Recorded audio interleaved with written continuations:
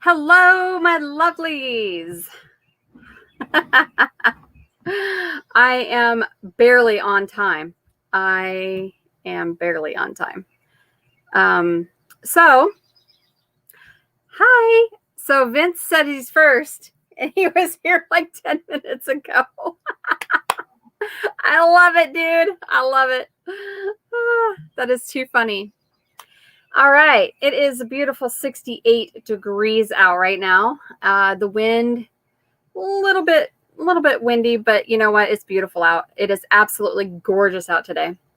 I will probably be getting up to turn on lights here before too terribly long. But I want to, hi Deb, but I absolutely want to wish absolutely every one of you a very blessed Litha. Very blessed Litha. So, we should have about 16 to 17 hours worth of daylight out of 24. This is the longest day of sunshine. So, anywho, 95. Woo, yeah. It's been super warm here. It has been terribly warm here. And so now, nice to do. Thank you. Yeah, no, it needs to be redone. It needs done bad. So I decided I was going to strip all the color out of my hair, strip the black out of my hair. And I was going to try and dye it like a silver color with a pink shimmer.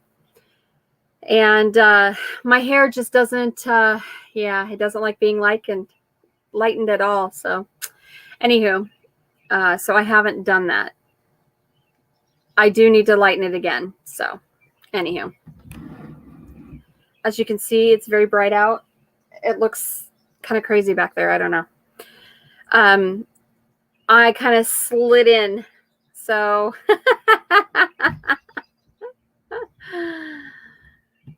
all right. So I hope everybody's having a wonderful Litha, a wonderful solstice.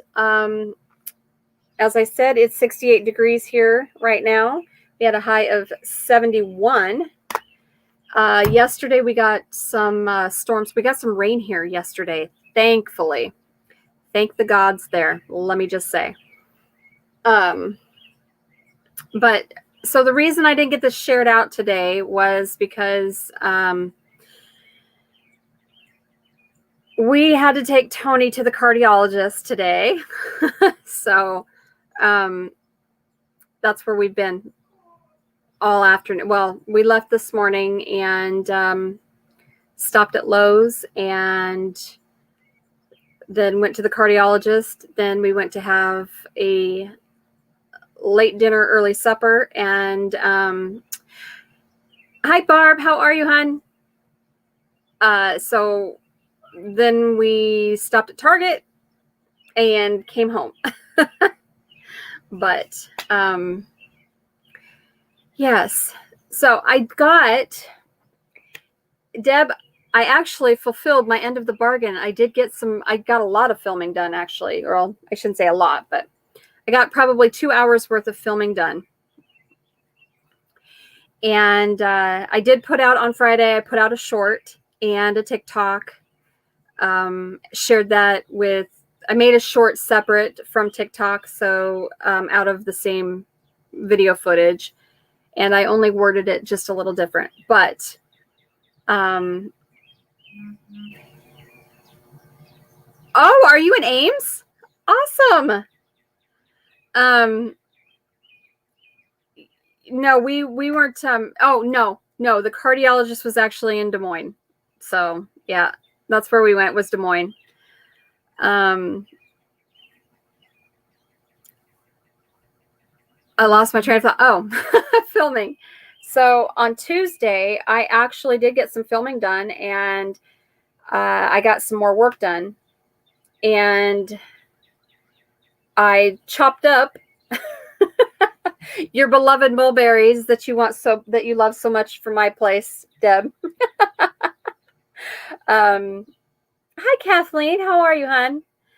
So anyway, I trimmed up some trees. I trimmed up the trees the whole way around my garden, and I did.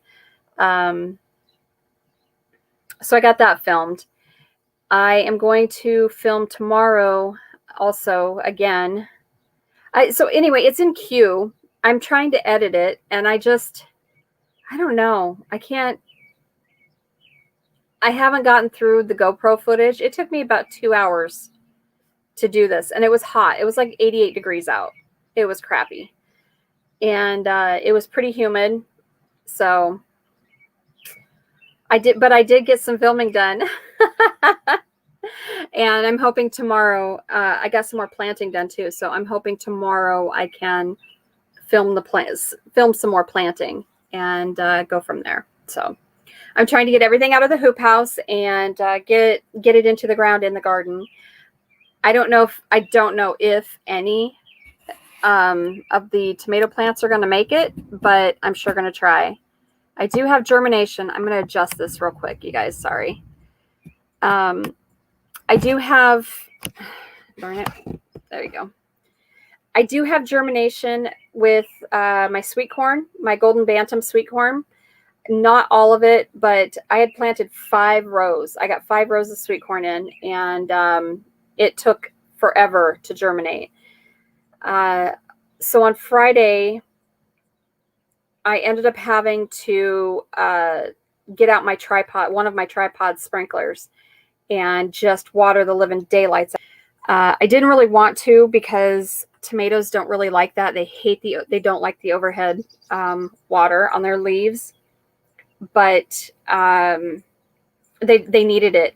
You know, I just transplanted them, and I'm sorry, but I planted one row is nothing but Cherokee purple, and it's an 85-foot row. So yeah. And then I have copia and a couple of Cherokee purple in another row that's not planted completely out. It's about 3/4 of the way planted. So I have, oh no, I take that back. I think I got 2 full rows of various tomatoes planted, mostly Cherokee purples. So I'm not sure how well they're going to do. I really am not. But then on Saturday, we ended up getting the rain. So, or not Saturday, I'm sorry.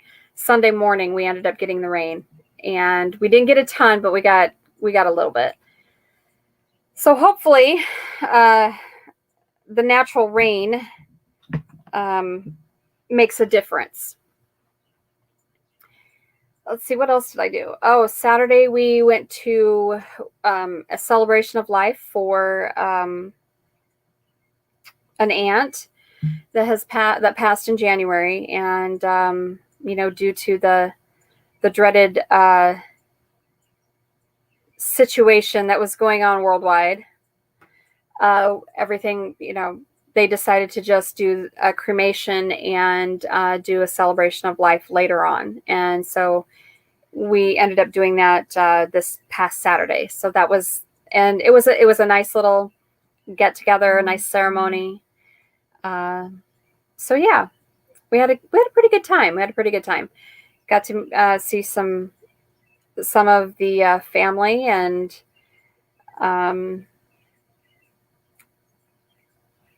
deal with some of those that we didn't really want to see. I will just tell you that you've got family that just because they're blood doesn't make them family.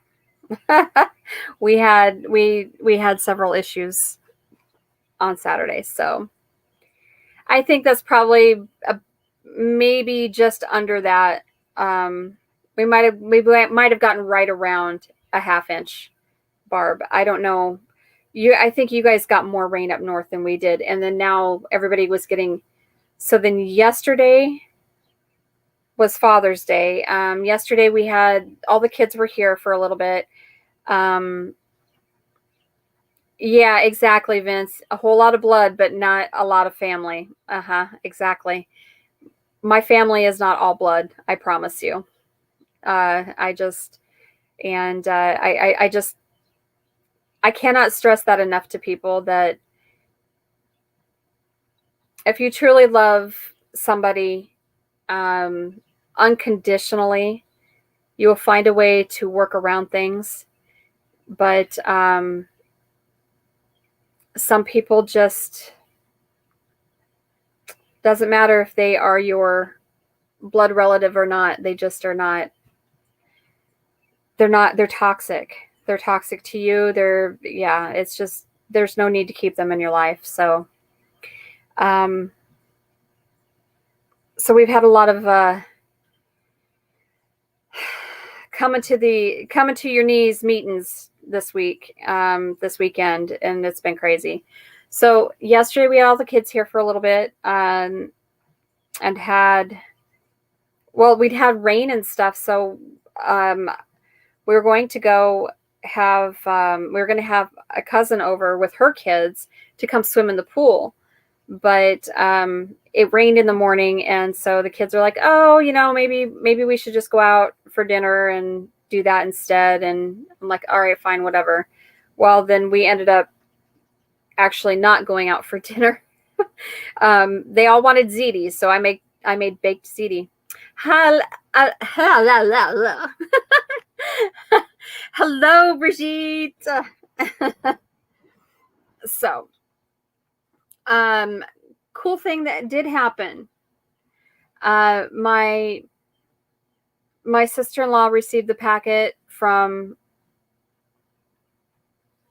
my father-in-law, and it had all of the documents that we've been looking for, needing, so that both my husband and my sister-in-law could finish getting their dual citizenship back, so to Germany. So we're super excited about that, and I have copies of everything coming here before too terribly long. And then after that, we will be applying for. I will be looking. Will be applying for Tony's dual citizenship, and we are going to see what it's going to take to get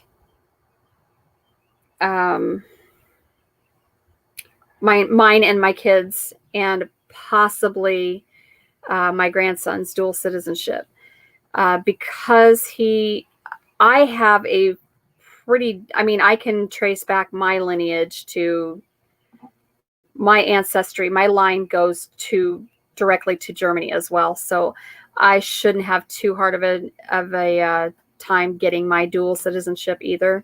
So because the kids have direct lineage to Germany, they'll be able to get their dual citizenship. I don't know how that's going to work with my grandson, but I'm hoping we can, because there could be a move in our future here. So for at least a little bit, I think that we are entertaining the thoughts of at least Tony and I having the dual citizenship. If we can get things settled down here enough, we could possibly, live there for a year or so and come back. I don't know. So we'll see. So we're very excited about the prospect, though. Family doesn't end. Blood family is who is there for you and have your back no matter what. Yes, exactly. I know, isn't it great, Bridge? I am super, super excited for it. Yep.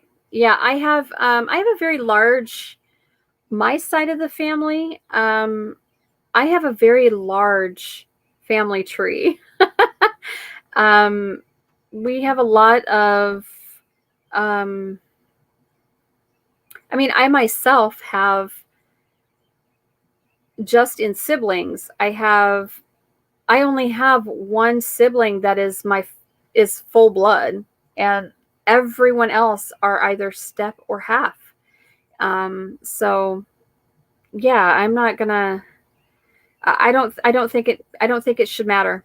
And I don't think that family matters whether or not it's blood or if it's somebody that you bring in. So, hi Gary, how are you? It's a long drive now to visit. I would miss you, but don't let my loss change your plans. No, I don't know what we're gonna do, Deb. I really don't. But we are definitely pushing hard and heavy.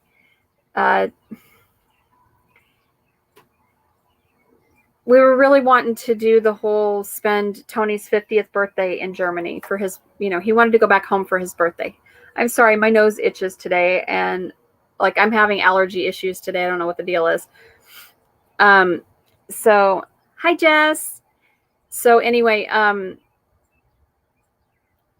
the whole plan is just to definitely go back for Tony's 50th because he wants to go home. But we will be spending a minimum of 2 weeks there. And I'd like to spend a month because there are other places that I want to see besides just Germany. I wanted to go into France and see some things in France, including Paris and, around that area, because I really do want to visit. Obviously, I want to do the touristy things, but there are other places that I really want to go.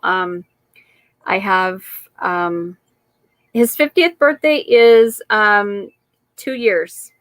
May 3rd of 2023 is his 50th. So, yeah. So I gotta learn German. I know very, very little German. So my Duolingo is on fire right now because I'm trying to brush up on my French, and I'm going, and as soon as that's done, I'm going to start on German. So yeah. But I really yes, I do have 2 years to prepare. And yes, Deb, if we go, I will send you, I'll probably just end up bringing a whole suitcase back of stuff and giving it to people because it is so costly to send anything overseas. It is just insane, the cost of post. It is crazy. So my French will be, I'm hoping it'll be good enough to speak with the locals, but most everyone is very accommodating to English speakers because they're just kind of inundated with them. So most countries are very accommodating with that. And I think that I think they also understand that if you are, if you're putting forth effort and you're showing that you tried to learn the language, at least some of it, before you came to visit their country, they're more apt to be more kind to you, and try to help you along in the language. So, yes, I agree. We do. Bridge, we've got to practice our French and German because I am obviously on it. Here's my thing. So it was funny when we were at the Outback today. We were eating at the Outback Steakhouse, and it was kind of a last hurrah. We have to change a lot of stuff and I'll tell you about Tony's appointment here in just a little bit. But there was a Hispanic family that was sitting right behind us in a booth, and they were speaking back and forth between. It was a mixture of French Spanish and English, and I was picking up a lot of the Spanish, like that they were talking about, what they were talking about, because I was picking up on keywords. And it was funny because I looked at Tony and I said, Okay, so while they're being super loud, and they were, and not using indoor voices at all, they were speaking in Spanish and I know that a lot of that is culture. So, but as I said, well, since, they're not using I'm focusing in on it because they're not using their indoor voices. I'm like, I'm picking up key phrases and key words and things like that. And I was telling them, I'm like, I'm rusty, but I feel pretty good. Well, they were speaking Spanish to each other, and then to the waiter they were speaking English. So, yeah, kind of Spanglish, but they were not intermixing. The lady that was speaking, she was that I could hear. She didn't even sound like she had a Spanish accent. As she was speaking English to the waiter. So, I can't really, she probably was born in the United States, and she probably, as a family, they probably speak Spanish is in the home is my guess. So, but it was really neat to figure out, just to say, oh my gosh, I'm picking up on stuff. So I probably wouldn't be able to have a very good conversation, but I could give you the gist of what they were talking about. So that was kind of cool.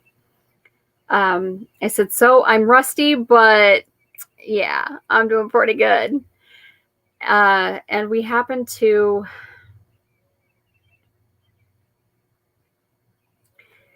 I can't remember. Oh, Tony was watching the movie Taken the other night. And I was laying in bed and playing on my phone. And there are parts in there that they speak French. And I haven't seen that movie in a while, but I was literally picking up bits and pieces of the French in the movie. So I was like, yeah. So I think I'm doing pretty good.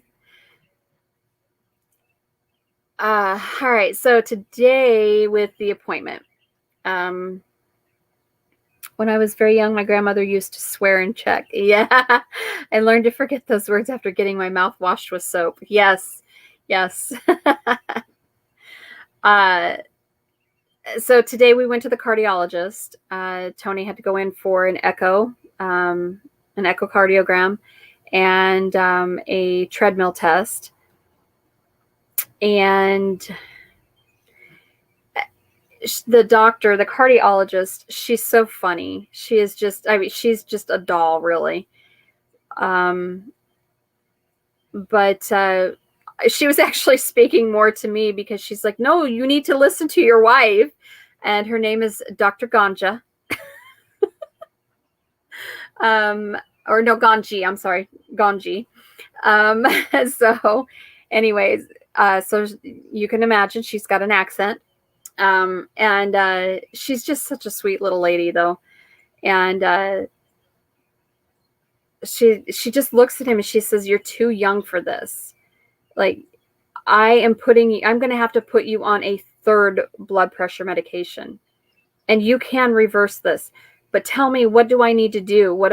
How can I help you? Because you're too young to be put on all this medication. This is ridiculous. So,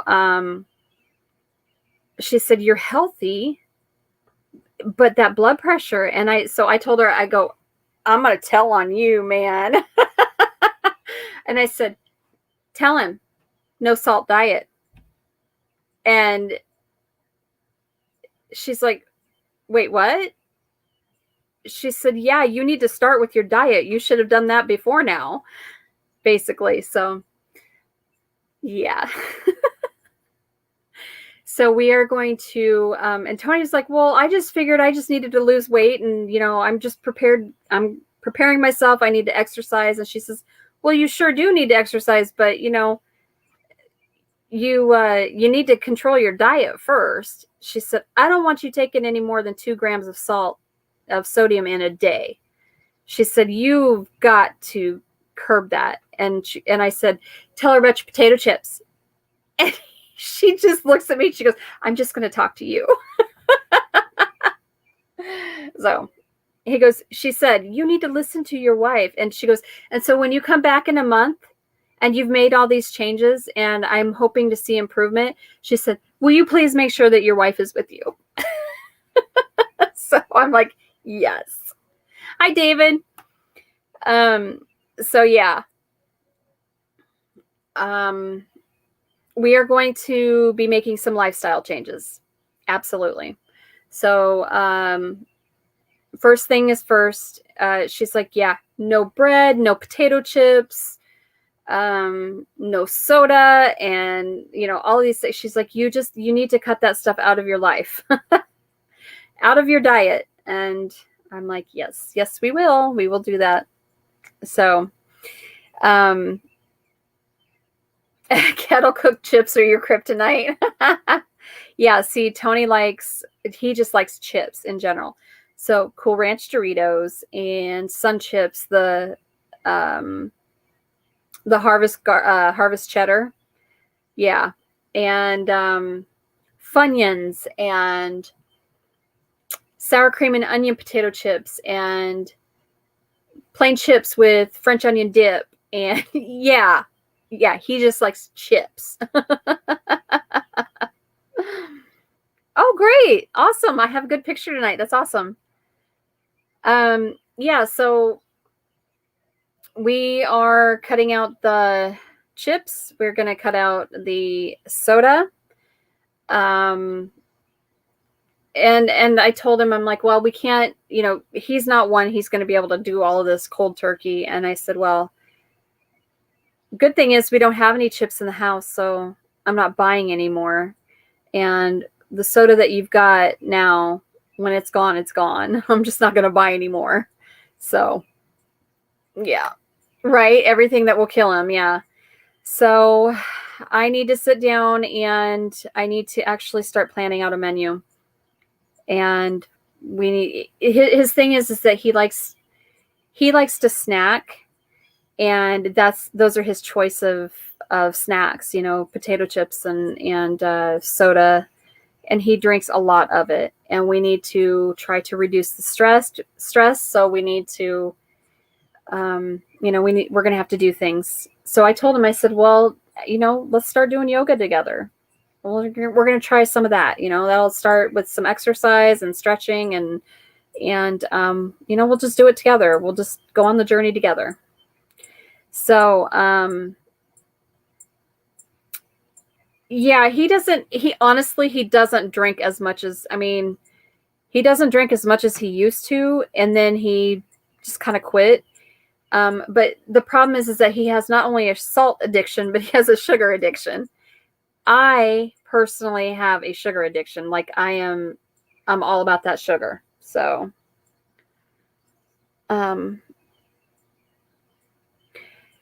okay, so the problem with having like banana chips are super, super hard on his teeth. And they're hard on my teeth, and I don't really have that many issues. So because of the other medications that he takes, the asthma medications and stuff, his teeth are super sensitive, and he can't really sit and munch on banana chips. Also, if he eats, the weird thing is this, if he eats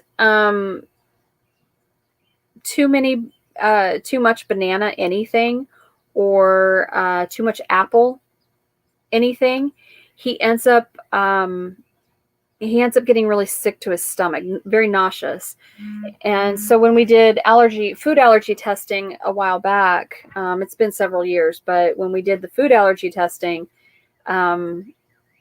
so what it is, it's something to do with he's allergic to, not necessarily allergic, but sensitive to yellow and orange fruits and veggies. So, because carrots will do that too, and he loves carrots too, but he loves cooked carrots, and there's something about there's something about the color, and it's natural, obviously, but there's something about it. It upsets us. He's sensitive to it. So that come back. Both of those things came back on his allergy testing. So yeah, it's going to be really difficult to try to get him a good balanced diet. And so I've just told him, I said, that's fine. We can do a high protein diet or higher protein diet, but you're going to be screaming because we have to cut out the carbs, and we have to cut out the sugar, and we have to cut out the salt. Like, we were going to have to cut back drastically on all of those things. So yeah, it's going to be rough. It's going to be rough on both of us, but we're going to do it because, he's, literally he's 48 years old, and I don't particularly want to lose my husband to high blood pressure. So, at this young of an age. So, oh yeah, the purple carrots, I might try those. Dehydrate bananas at home. They aren't hard. The commercial banana chips have added stuff. Yes, that's true. Dehydrated fruits and veggies are good. Yes. Yep. Do the salt first and then try the other things one at a time. Yep, that's exactly what we're going to do. So we're cutting, but here's the thing. Even foods that are natural, there are some that are high in sodium. And so I told him, I'm like, we just need to cut back. We got to cut back on the processed stuff. We have to cut back on that.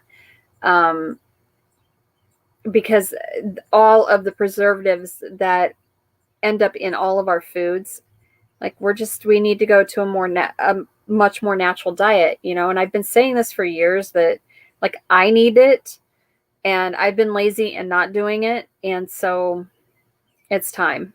It's definitely time. She said, I want you to limit yourself to 2 alcoholic drinks in a 24-hour period, 2 alcoholic drinks a day. Don't do any more. And he's like, well, that's not a problem because, neither one of us, like, I drink once a week, that's pretty much it. I have a couple of beers or whatever, or some rum and Coke, or I might have one every other night or something, something like that. And he is even less than that. So like he might have 1 or 2 once a week. So we're okay with that, but definitely the soda's got to go, because I don't know if any of you have looked at the sodium content on a can of soda. It's insane. They're just in a 12-ounce can of Mountain Dew is 60 milligrams of sodium. 60. Your sports drinks, look at your sports drinks too. So I actually looked at my bottle of Body Armor drink. It's supposed to be like an electrolyte type drink. I looked at that, and in a 16-ounce bottle of that is 30 milligrams of sodium. So definitely check your sugar content and your sodium content on absolutely everything. Yep. Lemons and limes, definitely. David, I'm glad you were saying hello and listening.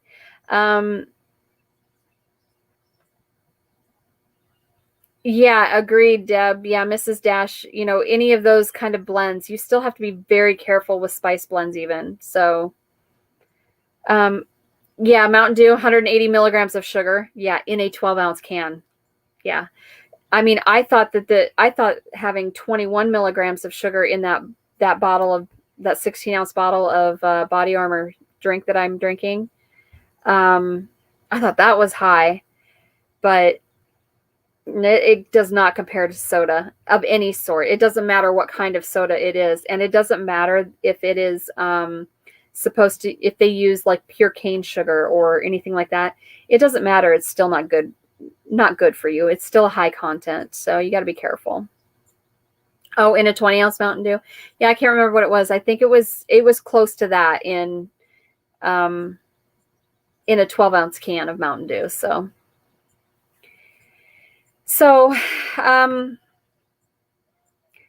that might be something that I end up adding to the channel, is how to go about doing a low sodium diet, or they call it the salt. Well, they call it salt, so that you are. And I learned this in nursing school. So, oh, sweet tea is not good for you, dude. See, sweet tea is so not good for you either.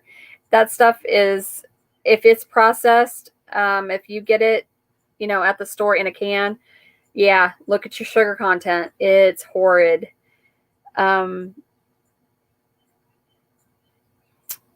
Oh yeah, I quit drinking soda like for a year, like over a year, and then I just all of a sudden I'm like, screw it. I want to drink some Coca-Cola, so I drank my Coke. But I still don't drink that much. Oh, yay, Vince, that's awesome. Okay, have a great time, and I'm excited for you. You're getting it from the shop. Yay! That means you got it fixed. I'm super excited for you, dude.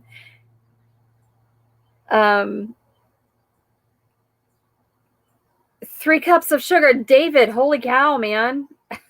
No, stop that. That's bad. Because there is a difference also in pure cane sugar, or that sugar in the raw.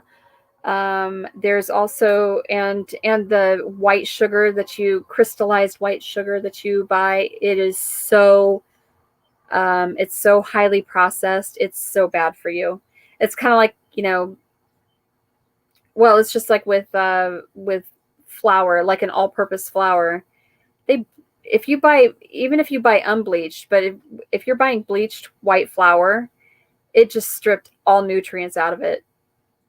You might as well just not even use it. So,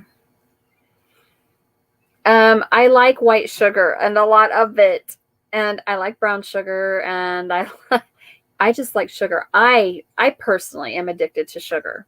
If we had to talk about it, I mean, if we had to really look at it, I would say yes, I probably do have an addiction to sugar, because that's what I want to snack on. I don't necessarily care so much about the chips and that kind of stuff, but I like my desserts. I like sweets a lot. But I'm also the type of person that once I get it in my head that I'm like, nope, this is what I'm doing, you are not going to deter me from doing it. I will accomplish my goal. I did it with soda. I did it with smoking. I mean, I'm like, no, I don't need it. Bye. And away it went. And so, anyway. Hi, Donnell. How are you? Arizona green tea, 24 grams of sugar in a 12-ounce can, but no sodium. Yeah, but the sugar's not any better for you, Jess. That is so funny that you say that, Barb. If it tastes good, spit it out. Because the cardiologist even said, I know that all of the stuff that we like, all of the stuff that tastes good is forbidden. So then when you go to eat the stuff that's good for you, it doesn't taste good and you just spit it out. So, yeah.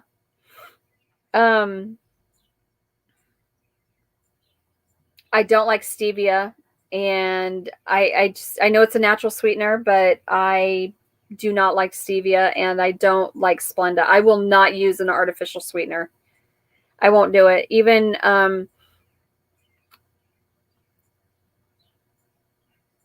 I think that my whole outlook on even for those with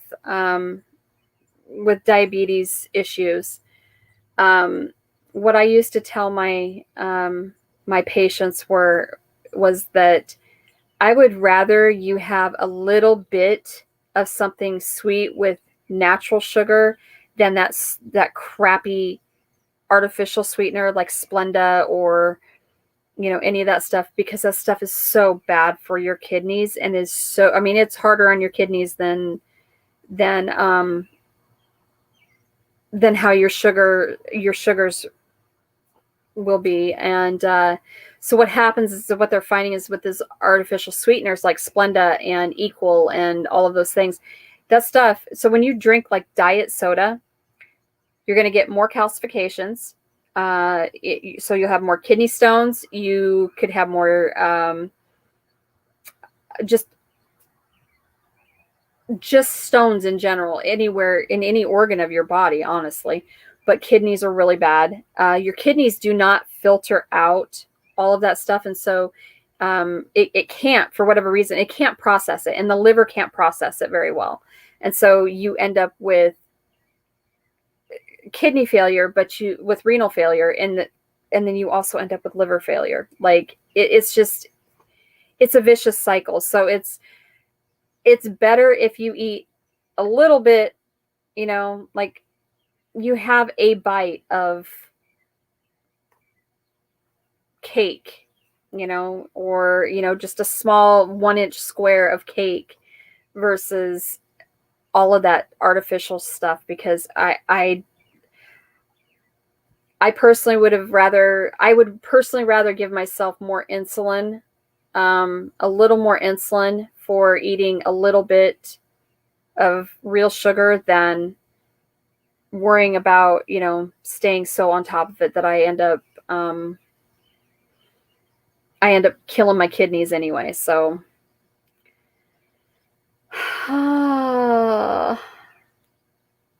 ooh, Crystal Light, that stuff's bad for you, dude. A little bit of sweet, see, and that's, I know some people have control issues with that. So I mean, I get it. I do get it. I totally get it, but I won't do it. I'll just cut it out altogether. So stevia has a nasty aftertaste. I agree. Liver is a need, really, and kidneys too. Yes. Yes. I was not defending the Arizona tea. Someone who drank diet soda for over 20 years, don't drink that crap. My taste changed a lot when I quit. Yes. Yes, they do. They do. Honey is fantastic. Yeah.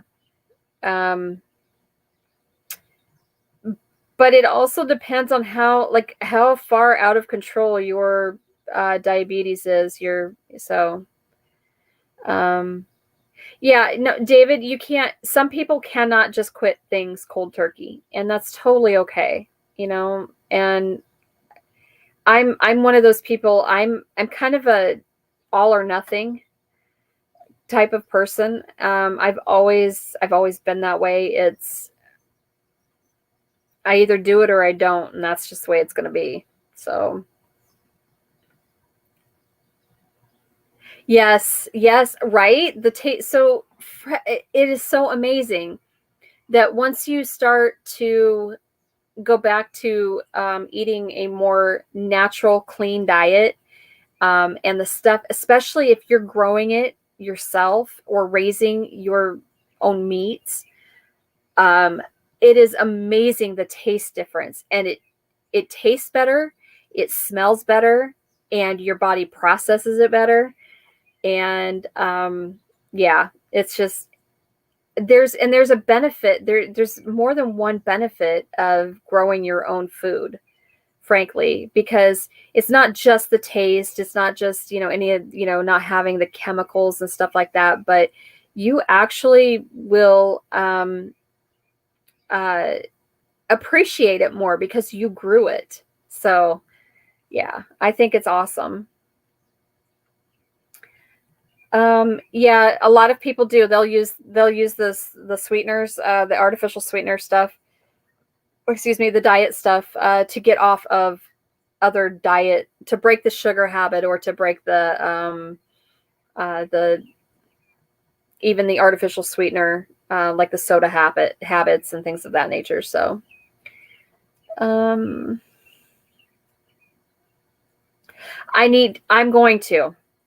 going to get back to drinking more water. I agree. The crappy thing about, see, Tony doesn't like water. He's like, it's bland. There's no taste. And I'm like, but that's the way your water's supposed to be. It's not supposed to taste like anything. It's supposed to be nice and fresh and just free of any flavor, or anything of that nature. So this is where we run into the bottled water dilemma, and people are, they buy all this bottled water and all this stuff. And then we run into the plastics dilemma because not very many people recycle, and they just throw shit in the landfills. And so, yeah, it's a never ending circle. It is. I drink mostly water, like 90%, but then I binge at times. I'm that way too. So I will drink soda, like there are some days where I'll drink 2 or 3 just because I need it. And then I'll go 2-3 days without drinking soda, and I'll drink water or coffee, and that's about it. So, hi, Terry Lynn. You didn't call me today, girlfriend. Are you up to the farm yet? Or are you on your way at least? Yes, you said you did, that your grapefruit seeds that you planted were growing. And that's awesome. It's about 4 inches tall already. That's cool. I need to actually get into the pot of lemon seeds that I planted. Yeah, I need to get those out, thinned out, and repotted into their own places. So, are you going to the shop? Oh, he's walking out and he's hauling trash. I thought he was going out to the studio, but he's just hauling out trash. So, anyway, yeah. So today was a very eye-opening day for him and even myself. And it really wasn't terrible news or anything like that. So it's still not something that he wanted to hear. So, oh, good, you're there. Okay. You got wet turkeys and chickens. Oh yeah, I suppose you guys are, the South is getting hit with the hurricane right now, or tropical storm anyway. I guess I don't know where it's at, if it's still a tropical storm or if it's an actual hurricane and what category. I don't even know. It's been crazy up here. So with hot weather, and we haven't. So yesterday it was so weird because we got that rain yesterday morning here. And then in the afternoon, it popped up severe storms down in the southern part of the, south of the Des Moines area. So the southern part of the state. And then it popped up tornadoes. We had 2, I think, tornadoes confirmed on the ground here. And then I saw that suburb of Chicago got hit. And I'm like, yeah, it's just the weather patterns have been crazy.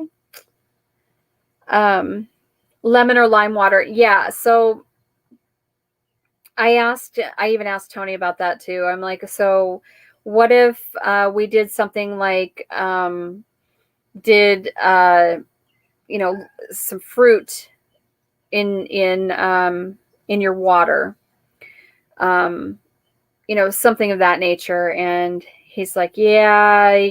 He goes, it's not, I think it's what it is. I don't think it's sugary enough. So, oh, hola, Emma. Ice cold beer. Yeah, well, we're supposed to limit all that stuff too. Yeah. Hi, Buggy. I'm sure you do, David. It's hot down south as well. It's been crazy here. We are still technically in a drought. So, I know. Victoria is my good kid. She will drink water with lemon slices and or oranges. So she's my good kid in that manner. However, so I sent out a text to our group, our family group. So it's me and Tony and our 3 kids and their significant others um, are in our texting, our group messaging. And so I said, you guys, this is serious. You know, we're gonna have to change things. And so my son said, well, but Mom, I've been trying to do that. I've been doing good. And I said, I know you have, and I'm super proud of you. So I sent home yesterday, I sent the juicer that I had home with him. He has been doing yoga pretty much every morning before work. And he's been making sure he's eating some sort of breakfast, and he eats, like maybe leftovers or something from the dinner that he made the night before for lunch. He's starting to eat more vegetables. And so yeah, he's going to try this juicing thing out, and I'm like, oh, yay. So I'm super proud of him for that. And Victoria's pretty good about she's pretty good about that too.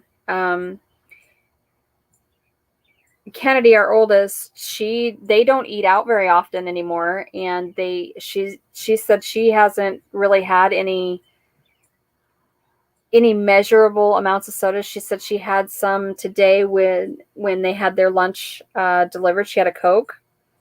She had to have their lunch delivered because she was working, and she had my moon pie with her, and so she said I had a few sips of a Coke, and that was all I've had in about a week and a half. So I'm super proud of her for that. So she cooks every night when she gets off work. She goes home and she cooks dinner, and they sit down and eat together as a family. And yeah, so she's doing pretty good too with it. I am super proud of my kids. They are, they do eat pretty well, but we all do eat still a lot of processed crap that we shouldn't. So I'm just begging and pleading with my kids, please, please, please change your habits now, because it is so much harder when you're older. My cousin's neighborhood was hit by the tornado last night. She lives in the Chicago area. Her apartment was spared, but she's sad about her neighbors. I can imagine. Oh my gosh, Emma, I'm so sorry. I'm so sorry. I do have good. All of my kids are good. I do. I have some amazing kids. I truly am very proud of all of my kids. Might try getting an infuser cup and add berries and other fruits to flavor the water. Yeah, I might have to do that and see if he likes that. But it's weird that it hit Chicago like that. The Chicago suburbs even. So moon pie driving to help you with plants. I know, isn't that cute? Yeah. He him and his little tractor, like he looks so stinking cute on his tractor, doesn't he? Yeah, we're gonna have to try to change his eating habits even, because he's, he likes the junk.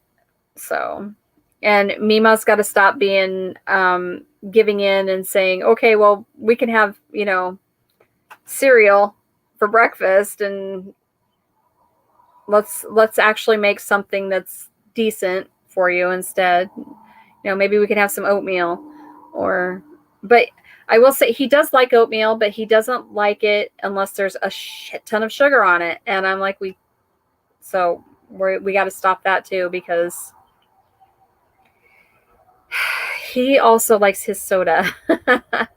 So I'm going to try and do the fruit in water thing and see if he likes that. We have a soda stream. And so what I'm wondering is if I can do some fruit, some sweeter fruit, like some berries or, something of that nature, and add the carbonation to the water, and instead of the actual soda stream. And so it would be more of a seltzer. So I think he might like that better than just not having soda. So yes, yep. They do try to push their limits big time. he's he's he's got some difficult issues to deal with. We really we're pushing really hard to try to meet those needs and to try to, help get through things. And so it's difficult. It's really difficult. I didn't have the same issues with my kids that we have with my grandson. So it's been a different experience. It really has. So anywho, I'm having to push real hard though, because I got to start pushing to get stuff done and get ready to be able to take 4 days in a row off. So come July. So my friend is coming from California, and she'll be spending July 10th through the 14th with me. So yeah, I got to get a lot of stuff done. All right, Emma, have a nice dinner.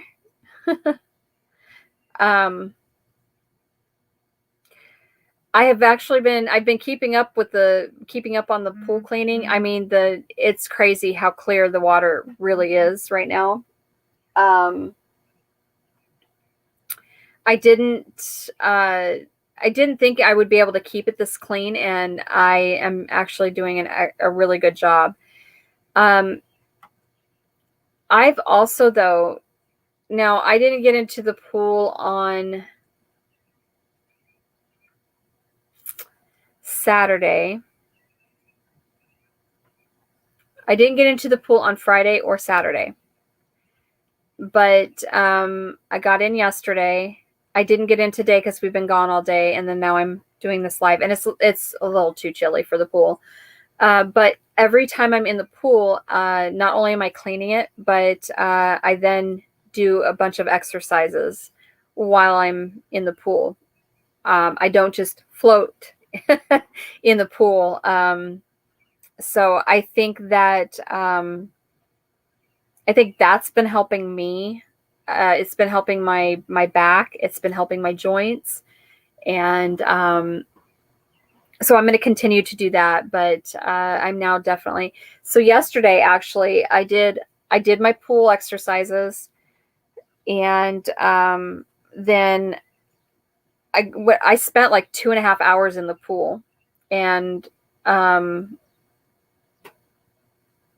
when I got out, I went and laid on the trampoline because it was still warm. The sun was still halfway on the trampoline, and it's a black top, black canvas. So I laid there to kind of dry off, and then I did some yoga. So I did a lot. I did some planks, and I did. I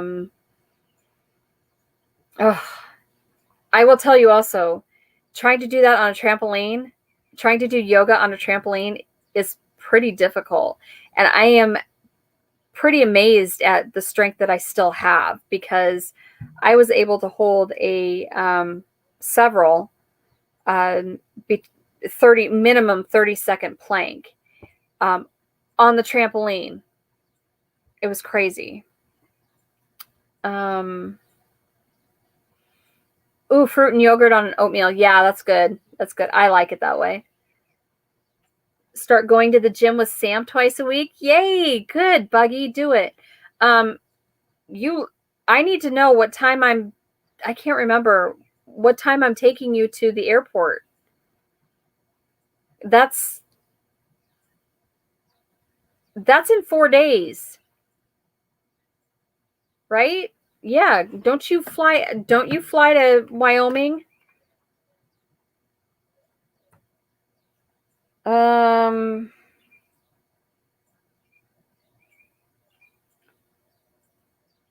do you fly out on Sunday?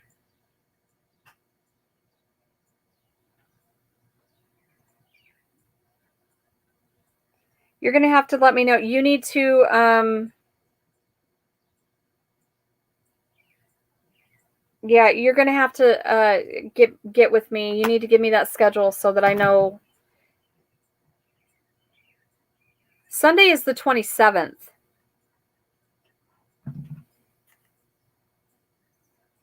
So anyway, Monday is the 28th. Yeah, 27th. So yeah, 6 days. Okay. I don't know why the popped. Your dad and I were talking about that earlier today, actually. So we haven't really heard a whole lot about that either. Like, are you super excited to go? How super excited are you to go? Also, while I'm thinking of it, Kat, my sister, from another mister, whom I adore very, very much. She's one of my absolute best friends. I would appreciate it. Wolf's Head Forge and Farm. I would appreciate it if you all would send energies, say prayers, whatever. Her dad passed today, and and he's been battling cancer for a while now. He's done the chemo, he's done the radiation, he did the rehabbing, all of that stuff, and he lost his battle today. So I would appreciate, please, if you could stop by her, if you have her as a friend on social media, or even their Instagram, their Facebook, or if you have her or their business, their Wolf's Head Forge and Farm, their channel, I would greatly appreciate it that you stop by and show some support for her. She's pretty devastated at this point, and I haven't been able to talk to her a whole lot. I called and left her a message, but Kat's somebody that I talk to on an almost daily basis, and much like I do Jess and Chrissy and Margot almost now too. So I at least a couple of times a week I'm on the phone with her. And Terry Lynn, obviously, I talk to pretty much all day, every day, almost nonstop, because she's like me. She's like, squirrel, ooh, and she starts texting me something, So, next time you do yoga on a trampoline, can we get some video? Actually, I thought about I thought about it. I thought about filming it because it's tough. It is tough, but I don't know. It's not horrible. So, it just tells me that I'm not as weak and out of shape as I thought I was. So, you are terrified and stressing about your trip. Don't. Buggy, enjoy it. You need to enjoy this. Once you get through that first flight, the flight out there, and the layover, and all of that stuff, you're going to be like comfortable. You're going to be super comfortable coming back. That first time out is rough, but you're going to I think you're going to love it. I think you're going to absolutely love it.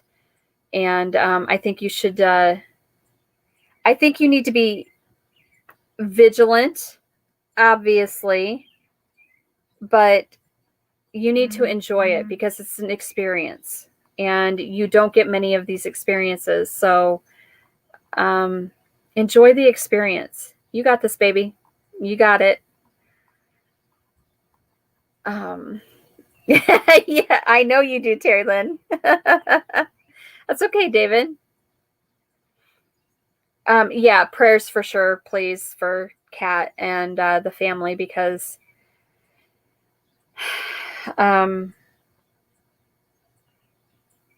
it's been a long a long haul for them. It's been really rough. They've had a really rough couple of years, and the last several months have been really rough as far as her dad goes with the cancer. So I feel really bad. I love her to pieces, and I wish I could be out there with her, but I can't. So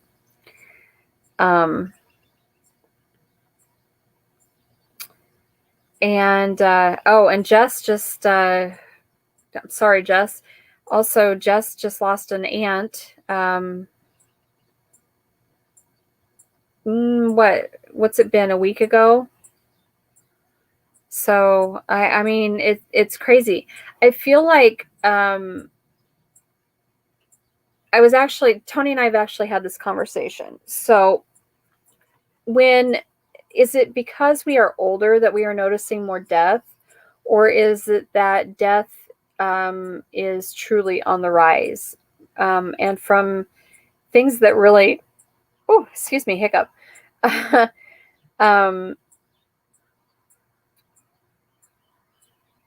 Or is it, like, are we truly just oblivious, and that as we age, now that we're getting older, like, we're noticing more death more often because we are aware of our own mortality? Like, I really don't have the answer for that.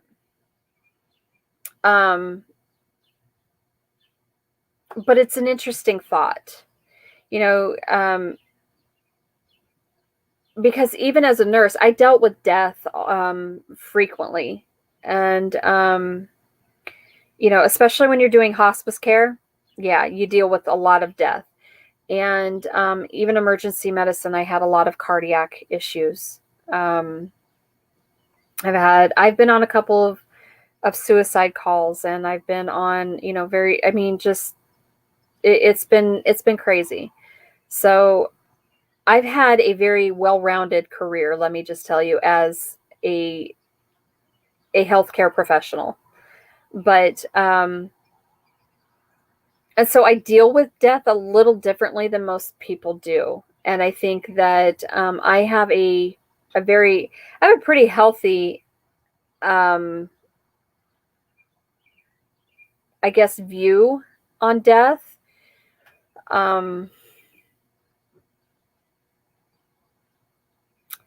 I've always been the type that I cannot control it.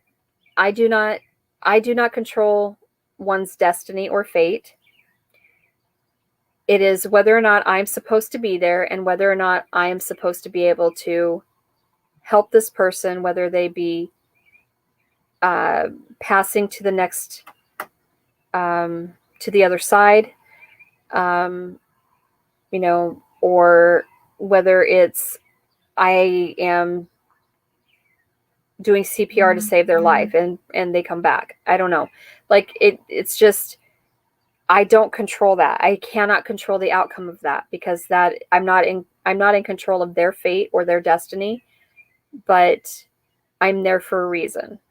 And my job then is, when a loved one does pass, it's my job to make sure that the family is cared for in their time of need as well. And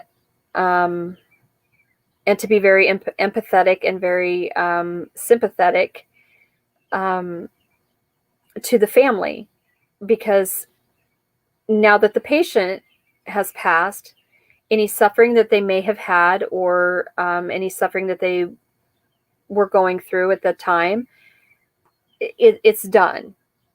And now the family has to deal with the outcome, the result of that, and the result of that loss. And so that's where my focus shifts. And some people are very cold and calloused about that, and others are very much like me and very much want to have the family understand that they are, they are loved and supported, and that whatever I can do to help with start the healing process, I will do. If I need to hold your hand, I need to hold you and hug you while you cry and sob and or scream and yell, then that's what I need to do. So that was my job, and not only as a nurse or a medic, but also as a human being, to show empathy and love. So, but I just really do wonder, now that I'm aging, do I just notice death more because I'm more aware of my own mortality as I age? And so I'm wondering if everybody thinks like that, or if it's just me. So almost 2 weeks now, and her last living sibling passed. Oh, Jess, I'm so sorry. Oh my gosh. So I love you, and I send you my love and hugs, and I cannot do this. My gosh, I can't be in two places. I'm sorry. So I will talk to you after we're all done. So please, everyone, keep her in your and keep Jess in your thoughts and prayers and all of that fun stuff, Okay, so David, I think as you get older, you see it more just because people Suicide, though, is a different thing. Yes, it is. I was surprised when people asked me, are all my grandparents are alive? The one I claimed died to cancer. My aunt died to cancer at 104 this year. That is crazy. Yes, death is a very real part of life. The only sure thing in life, no one gets out alive. Yep. Well, hello, Katie. Why are you nervous? You got a phone call from someone yelling. Why? What were they yelling at you? I'm sorry you had to go through that. Welcome.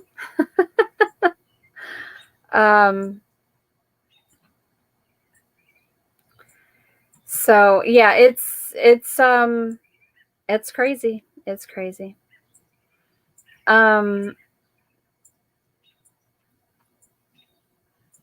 Okay. Well, of course, prayers for the family. It sounded like an old man yelling.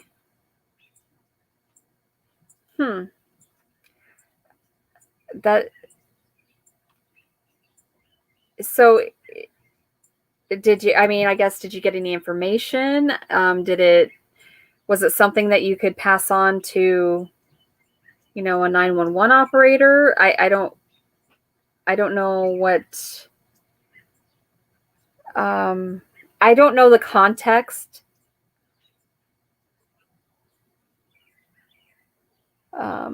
Yes, cancer does suck. I'm working. Should I leave the store? I'm nervous. I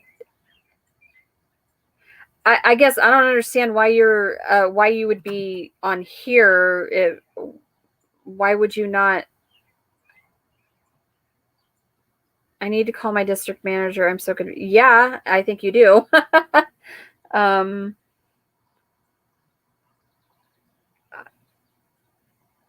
Yeah, I think you should probably call your manager. I don't understand why somebody would call you yelling, and I don't know what they were yelling and the urgency behind it. So I guess not knowing the context of the call, I would say yes if you don't feel it was an emergency that for that person that was calling and yelling, or that somebody was in danger.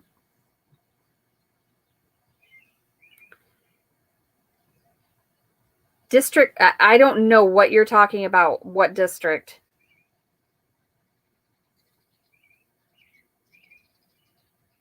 Okay. I don't know. I honestly don't know what to tell you there because I don't have any clue where you're at, who you are, or any of that stuff. So, but I mean, if you feel threatened or you feel alarmed, I would say that you should probably talk to your manager and,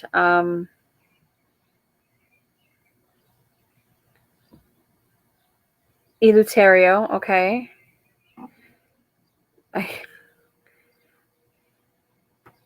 I don't know. Yeah, I would say I agree with David. If you are nervous for your safety or concerned for your safety, then you should probably take care of that with calling your immediate supervisor or whomever. I don't really know. I don't know where you're working, what you're doing.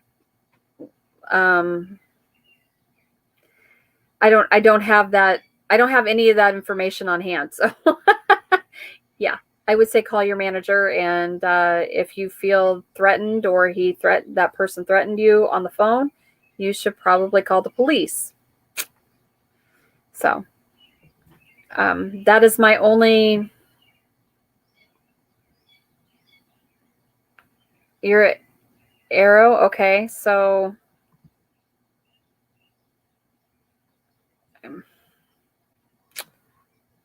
I don't know. I would say you better call your immediate supervisor or your store manager and go from there. But if, I mean, it's in all seriousness, if you feel like,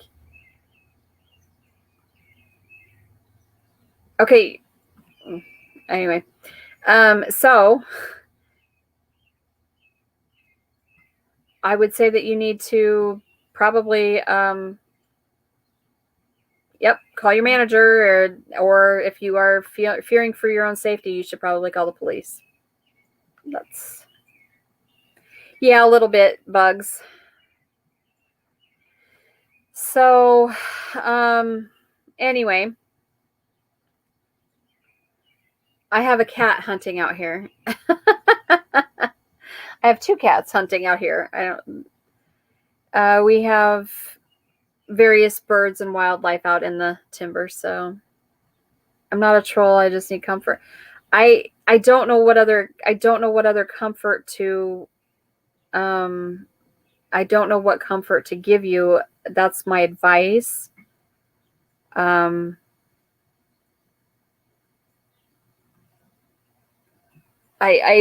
would hope you're not a troll. I mean, I feel like this is the context of it is it's off. So anywho,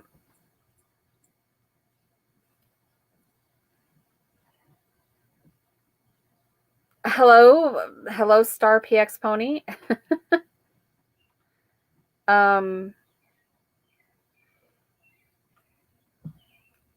This just got really weird, you guys, so sorry. Anywho, I hope that I hope you guys have all had at least a good day. So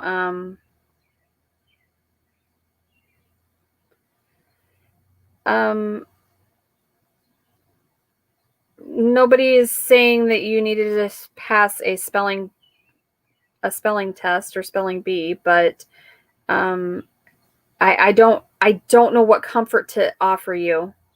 I sincerely do not know what comfort to offer you. I'm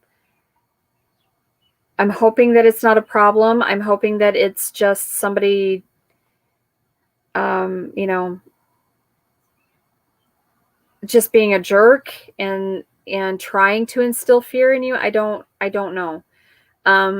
My sincere advice is that your safety comes first. So you need to take measures to take care of your own safety and go from there. So, well, tell Jeremy hi for me. I haven't seen his little mug on Marco today yet, so usually have Jeremy or Alex. It's fine now. I just needed to get my mind off of it. Okay, all right. So, anywho, all right. Let's move on. Let's find a better topic. So this week is going to be filled with all kinds of work. I'm going to have to get super, super busy around here. So,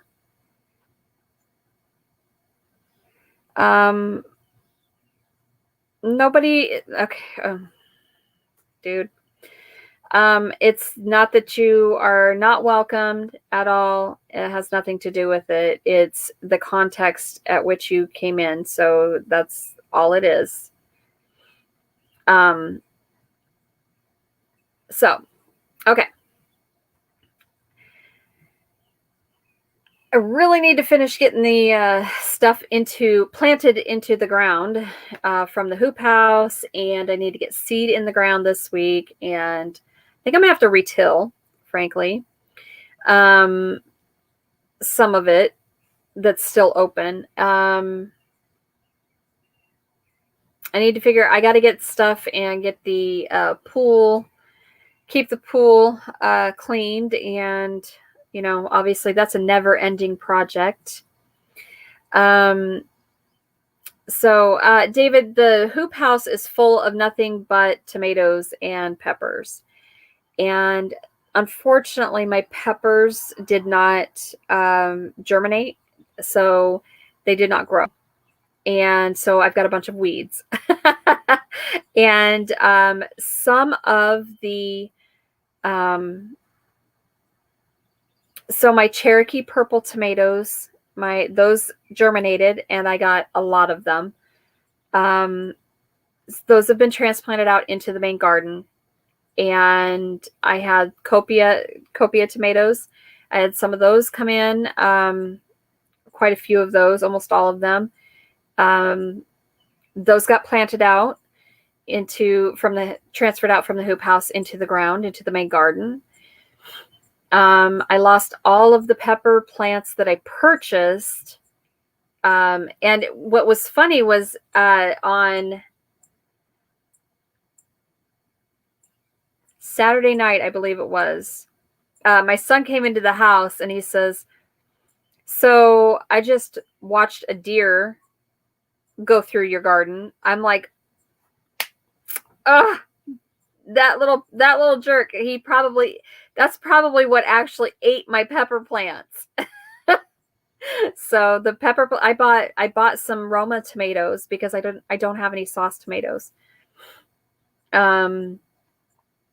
So I put some of those in the ground, and I put some various pepper plants in the ground. All of the Roma plants died except for one, and it's like this tall, and that's it. It's not big.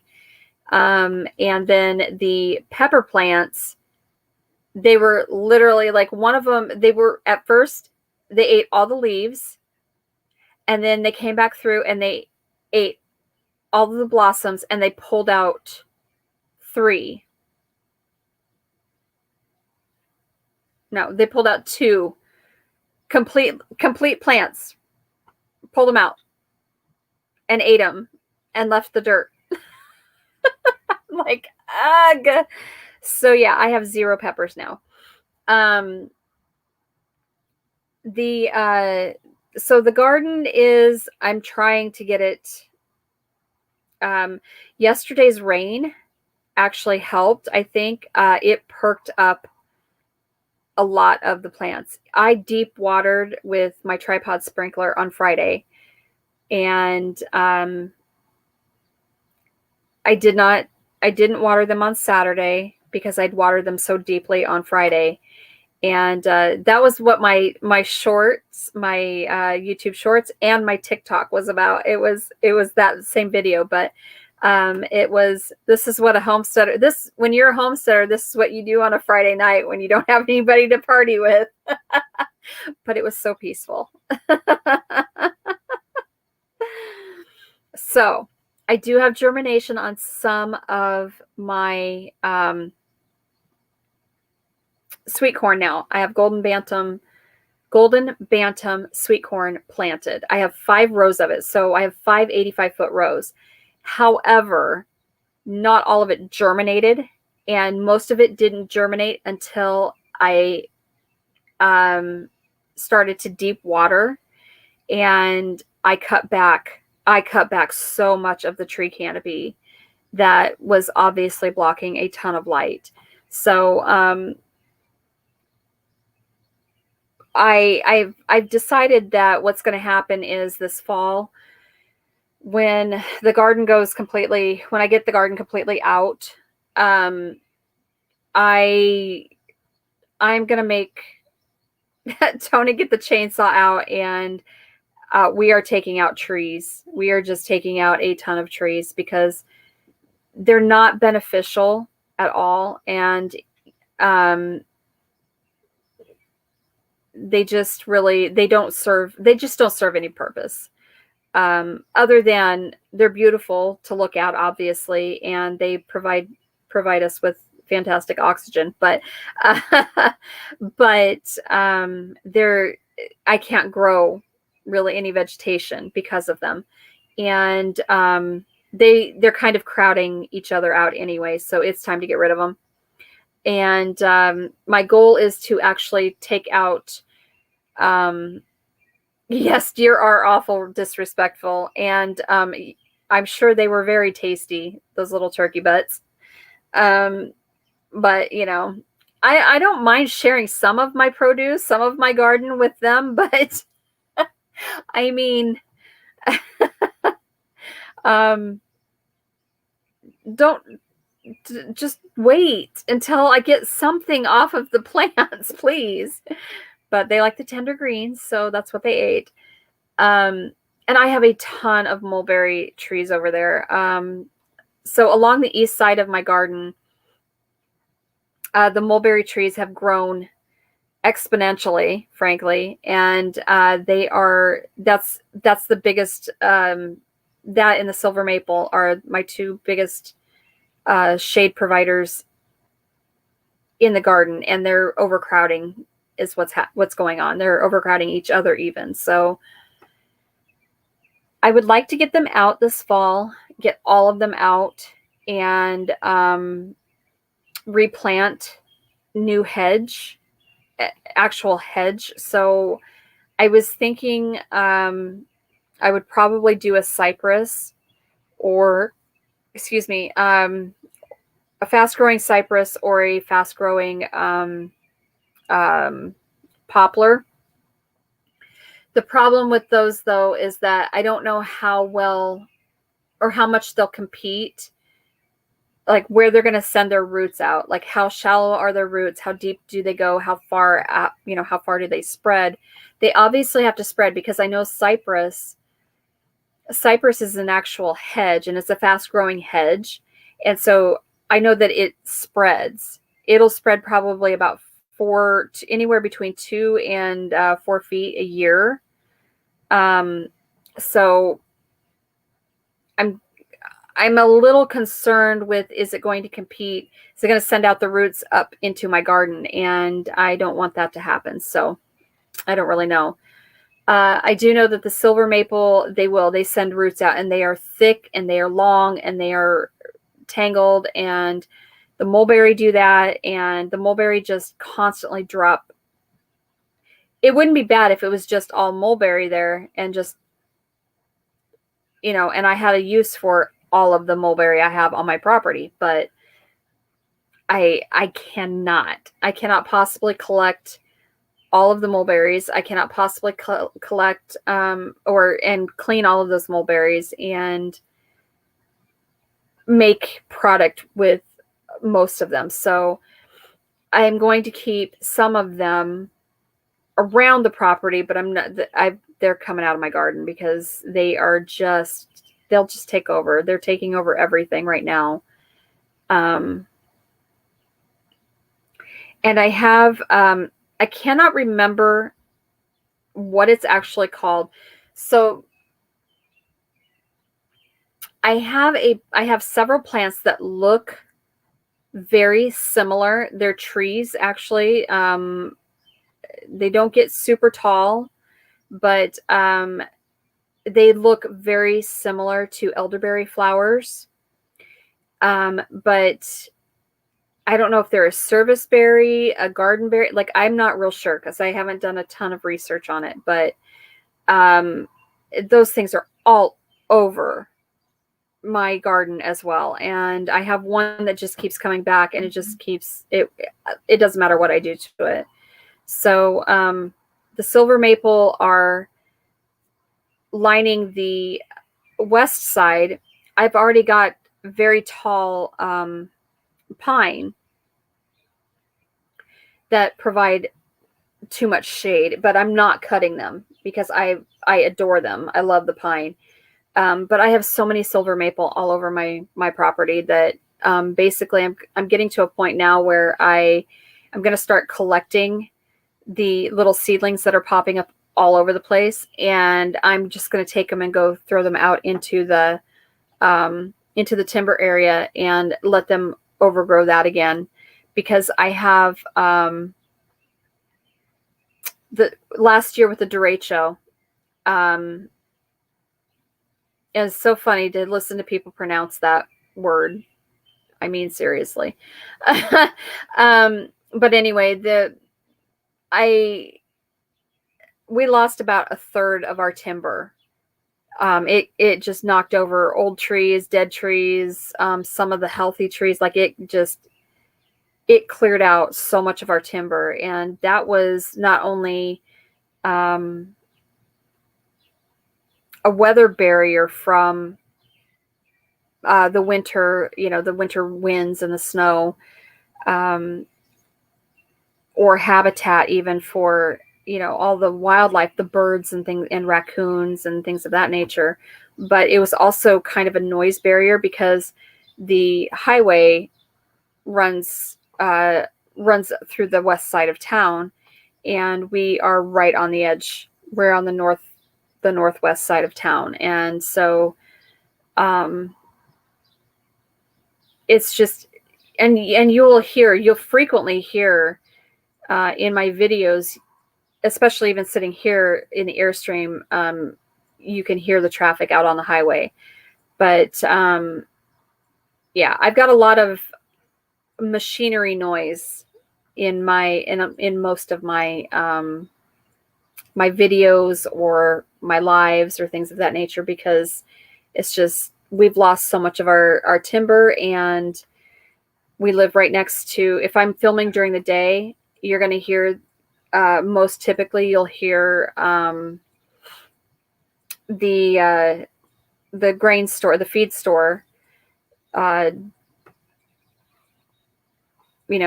feed out of the grain bins and mixing feed and things like that. So you're going to hear all kinds of machinery and that running, but it sounds like a farm, when you're running machinery on a farm. So, yeah, I can't stand the mulberry stains either. It sucks. And then the birds come by, and which I love feeding them, and they can have all the mulberries they want, but they need to go poop somewhere else. So we plant 4 times what we need just because all the critters and pests. Yeah. Which is part of the reason why I have such a large garden. But I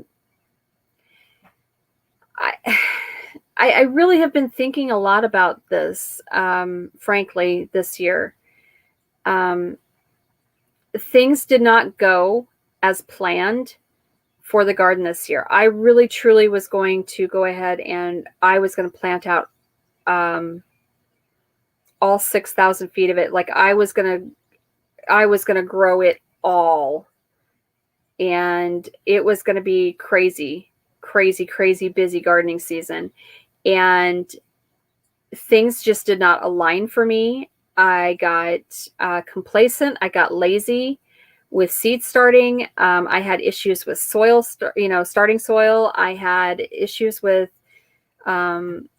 space and lighting and just all of these things, and nothing really went to plan. And so I was trying to figure out, I've actually spent a lot of time thinking about why things went the way they did. And it really does come down to, a few key things. And so what I'm going to attempt to do is grow a few things that I probably wouldn't normally grow in the house, but I'm going to try and grow through the winter in the house, just to kind of experiment. My hoop house that I built, that literally was an experiment to see if I could do it by myself. And I did the whole thing by myself, but also to see if the method I was using, just planting in the ground in the hoop house, if that was going to allow anything to germinate. See if I had any seed that would germinate, because a lot of my seed that I have was older, and it just hadn't been stored properly. And so as far as my pepper seeds go, I'm not surprised that none of them grew in the hoop house, started from seed in the ground, because A, they were started late, and B, because those seeds were not, I didn't know if they were going to be viable to begin with. So kind of, lesson learned, frankly. So I am actually looking at starting, I'm trying to get a few things taken care of financially. And then once that starts, I'm going to actually start purchasing seed and putting it in the freezer. Actually, I have a deep freeze that I'm probably going to put it in just to keep it cold and to store it properly so that it stays dormant until such time as I need it. And I'll be working on my front porch and my dining room on getting those things ready for excess seed racks and lighting and start growing. I'll start doing seed in there in those areas, and that way I've got a vast amount of seed started that can go in the ground. So seed germination was horrible this year. Yeah, I just had not, again, I started late. I didn't have, obviously, I hadn't stored the seed properly. It had been allowed to get really hot and really cold, and it just, I think it probably killed the seed. So it's a lesson learned. And I really do feel like that's kind of, I might actually do a video about it, because I've had a few people say, well, what exactly went wrong? And, they've asked me questions about it. And I thought, well, maybe I need to sit down and actually, write out the experience and then video it, because I don't want people to get discouraged.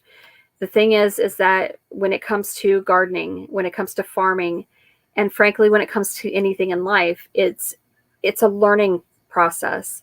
And if you are taking your fails as a way to learn from them, then is it really a failure? I don't think it's a failure. I think it's not a loss. It's really kind of a win, because you're going to, if you're learning from it, then it's going to be a win, right? So I just think that no, it's not. It's definitely not bad to be a failure, because you're not really, if you're learning something from it, it's not really a failure. That's sincerely what I really feel like that's anything in life. But gardening is, ugh, gardening or farming, let me tell you, is, it really truly is very frustrating sometimes. And you do, like, I wanted to just throw in the hat this year. I truly did. And just say, you know what? I'm just not going to have anything this year. And well, whatever, I guess I'll do it next year. And then I keep talking myself out of giving up on that, because that's not I'm not learning anything from that. And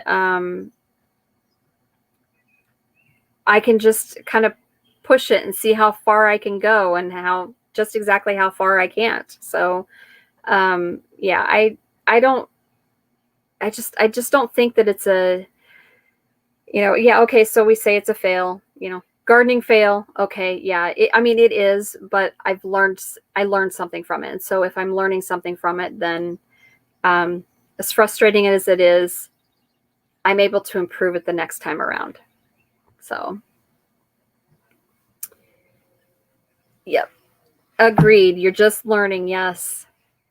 15% of your stuff just really, that's it. Wow, that's crazy, David. Yes, giving up is definitely bad. It is definitely bad. Whether you're failing or succeeding, you have to keep trying. I totally agree with you on that. My mom started gardening last year, and well, my dog happened. Yep. So I have 4 of those kinds of dogs, and they dig everything. I have holes all over the front of my yard. The whole front yard is nothing but a bunch of holes from the huskies digging in them in the yard. So, and my oldest husky, Romeo, is close enough to the house. He gets into he actually has my flower beds dug up on the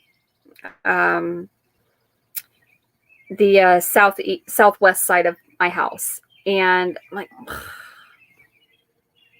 well, hello, Urban Girl Gardening. How are you? Welcome, darling. Yep, you do. You just need to start somewhere. Yep. David, I'm super proud of you, man, because honestly, there's another Team Benson. She has a YouTube channel, and she has Instagram and all that. Team Benson also is gardening outside in Arizona in the crazy heat and weather. So she has a very large following. Well, I shouldn't say very large, but she has a large following here on YouTube. And, she's just sharing her experiences in how she's growing in Arizona. So I would check her channel out too. A lot of my seed was new and from a variety of places. Oh, yeah, it's kind of hard. It's okay. It's okay now. We had to put her down in January. My mom was elated. Oh, that's terrible though. That's terrible. She shouldn't be elated about that. That was that's your dog. That's your part of your family. She was 10. Yeah. No, I don't think it's a year for peppers either. But here's the thing.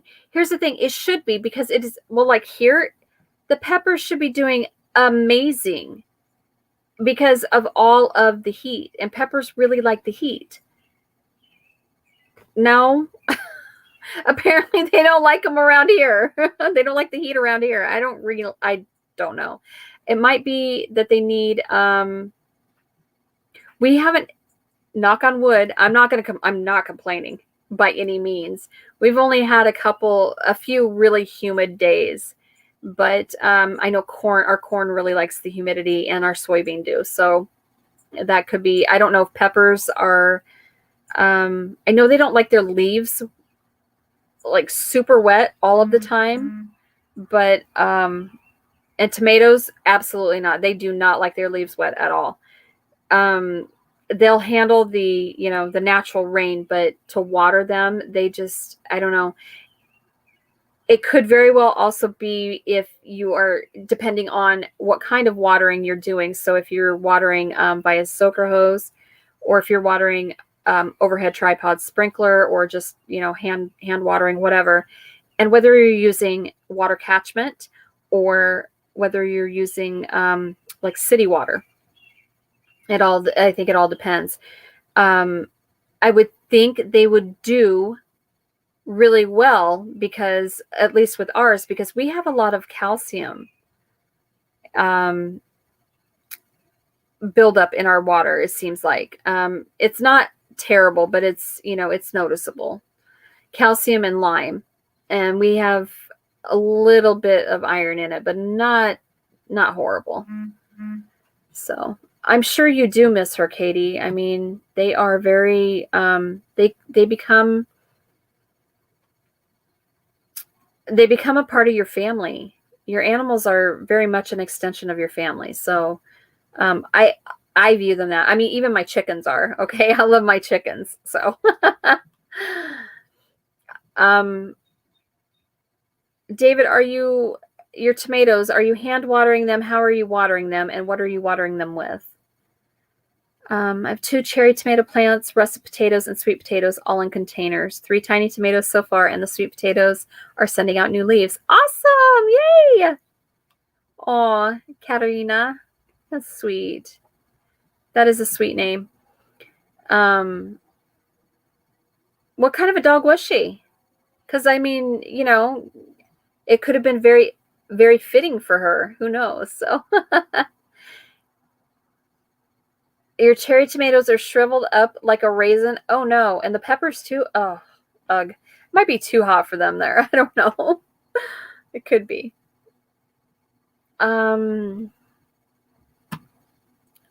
They do have a very, very deep place in your heart. You read the saddest quote. Okay. What was it? I have a volunteer sunflower that's 4 feet tall and has a 5-inch head growing nicely. I'm letting it grow since I don't need the bucket. Awesome. Water with a hose here and try to water at the base, but we never get water from the rain here. Yeah, you guys don't get a ton of rain there. So, which, aren't you in your rainy season? Or wait, spring? I don't know when I guess I don't know when Arizona's rainy season is. I'm probably just spouting off at the mouth about that. Aw, yes. Your stepsister's name is Katerina. Your dog might be a part of your life, but to them, you are their whole life. So true. It is so very true. Dogs, they really are your loyal, they are loyal to the very bitter end. They truly are. This entire gardening season is bizarre. Corn is supposed to like the heat and humidity, but it was out there wilting today in 92 degrees. Yeah, isn't that crazy? It's just absolutely. We've had such high temperature. Yes, David, even Lou the dick rooster. Yes, I still love him. He was trying to be mean to me today. He was trying to be really mean to me.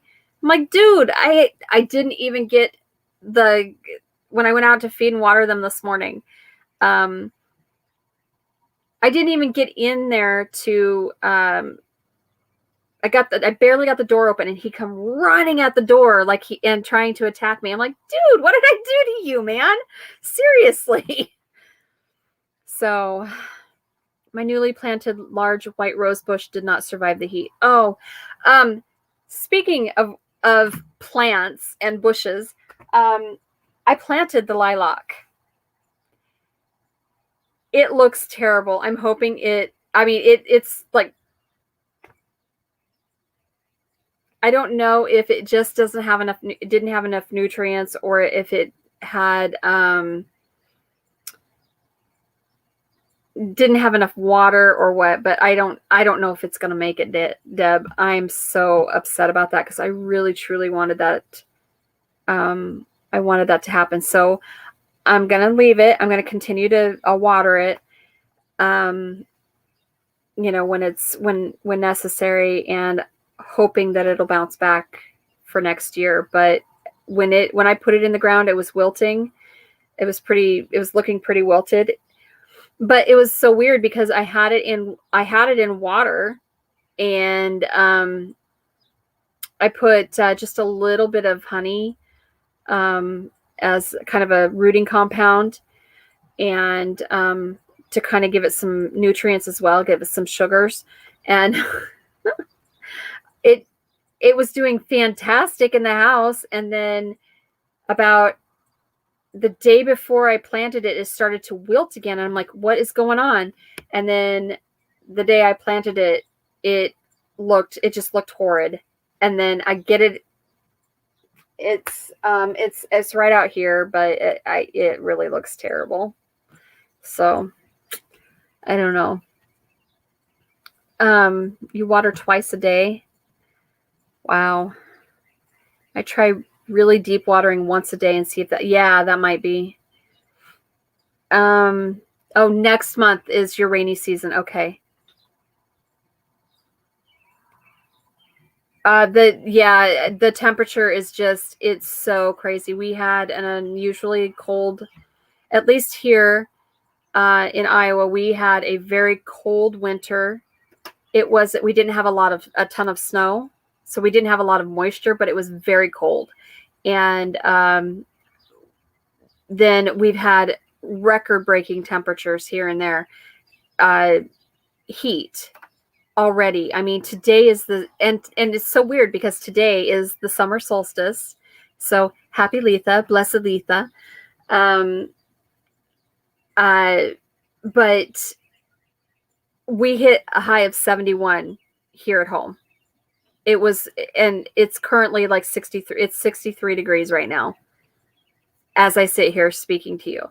It is so weird. It was so weird. I don't know. So, right. Yeah, I know. I think, I don't know that it's global warming per se, but I would say the climate change is definitely a thing. Like, I firmly think that is so true. And I don't know if it's climate change due to,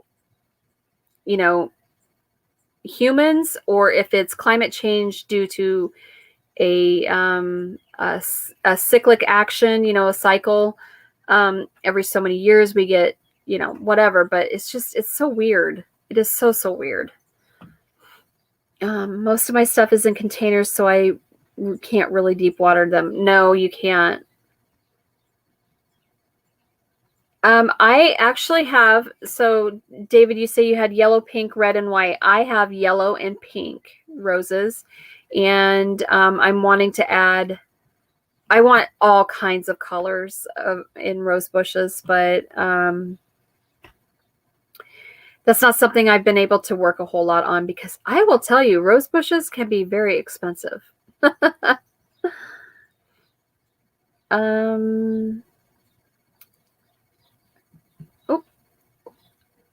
Oh, there's my little brother, Eric. Oh, I got to get up here. Ooh, goodness. All right. We can try again. If it doesn't, I will watch for shoots around the triple bush. Yay! I would love it. I would love it. I love lilacs. That's one of my favorites. So, do you have names for each of your plants? I don't. I don't really name it. I have too many plants, so I don't name my plants. Last year we never got rain during our rainy season. Ew, boo.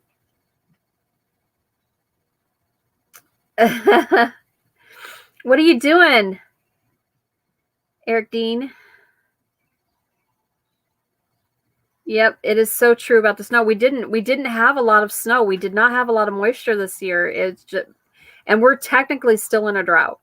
So if I had a sunflower, I would name him Sunny. Aw. I used to have a whole bunch of sunflowers. I grew, I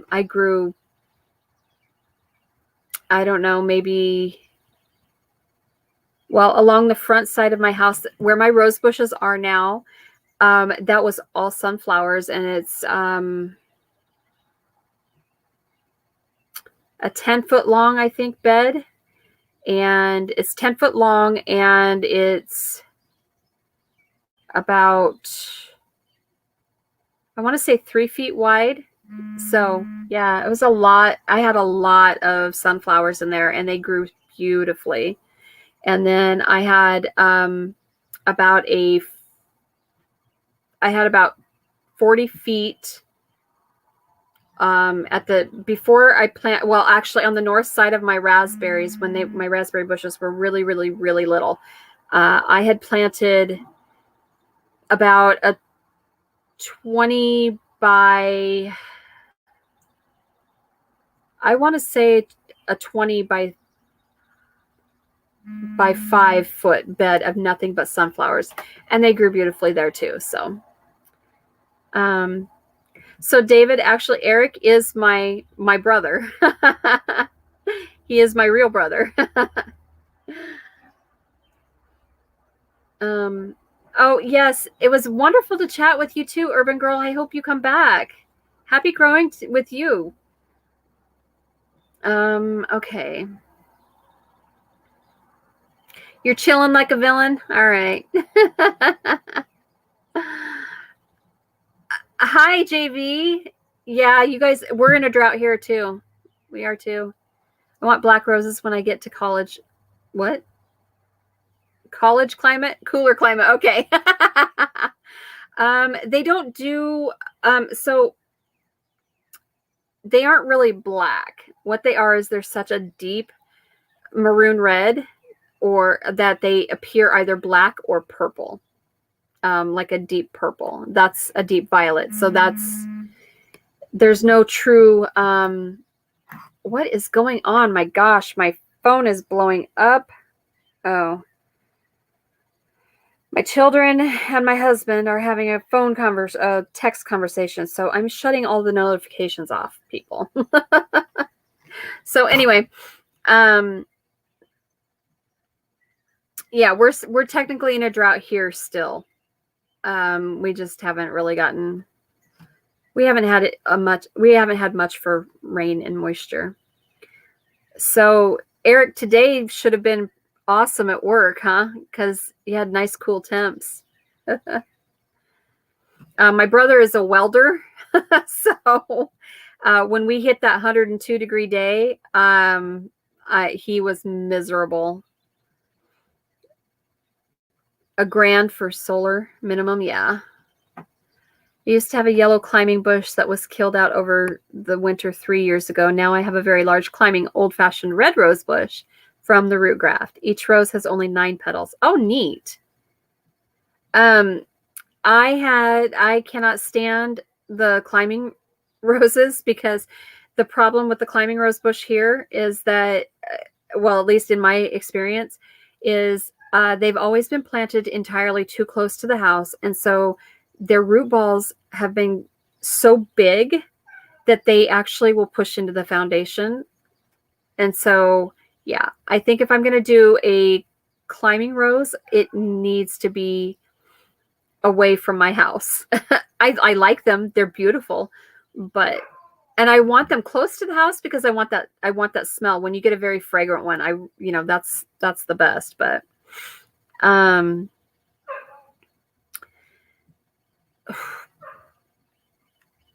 okay, here we go. You're in Kentucky. What are you doing in Kentucky? Oh my gosh. You've just been standing in the rain because you forgot what it looked like. Drought, doesn't that imply you get rain? Yeah, asking for Arizona. You're in a desert, dude. That's the difference.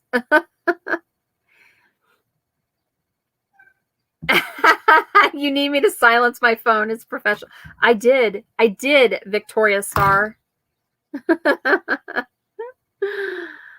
I'm like Elizabeth Taylor. I love the lavender roses. They won't grow here.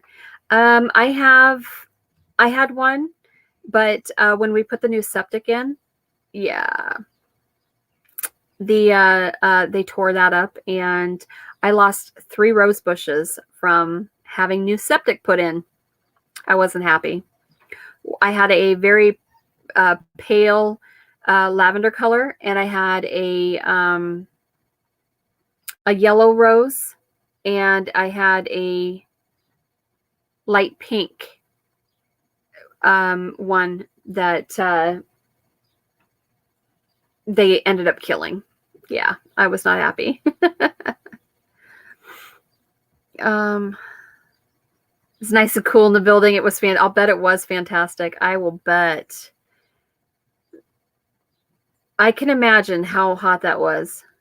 You've never had a climbing rose? Okay, well, like I said, at least in my experience, and even with my well, my pop used to raise roses, and Eric can testify to this. All of the flowers that Pop used to have around the house, and he out front. Now the house faced south, and so this bed faced south, but he did have a couple of climbing roses. Most of the roses were yellow because that was the thing with him and my Grammy, were yellow roses. And so that's what he grew most of the time. He did have some red ones. He had some pink ones, but they were almost all yellow. And he had one climbing rose that was so big. I mean, this thing was humongous. And these are going to blink, and they're going to drive me crazy because I'm going to see that. These are actually solar, and the solar pack is over in the window. So it's dark enough that they've turned on, but they'll start. I've changed the mode on them to be solid, and they don't stay that way. I don't know why. But that white, do you remember? It was kind of it was a mixture of it might have been two rose bushes together, but remember it was white and a really pale pink, like almost a, because that's the official, that's the state flower, is the wild rose, the pink wild rose. And that's what he had. And it was so weird, but that thing was humongous just at the base. And he was forever cutting it back, and and he always complained because he's like, I should have never planted this damn thing here. It's pushing up against the house. It's pushing up against the basement wall. So he would be so frustrated with that thing. Not bad as my ex-wife mowing over my blueberry and blackberry bushes with riding mower. Yeah. So I tried to grow blueberry bushes. I did not have much luck here. I did not. So that was frustrating for me. All right, if you hang on, I'm going to go turn on this light because maybe I can turn this one on. It's my picture is not being clear anymore. And yeah, I don't know. That makes me blue. Wow, goodness. So I think the state flower is a prickly pear blossom. It could be. So hang on just 1 minute. You'll get to see the, this is a quilt that my Grammy made.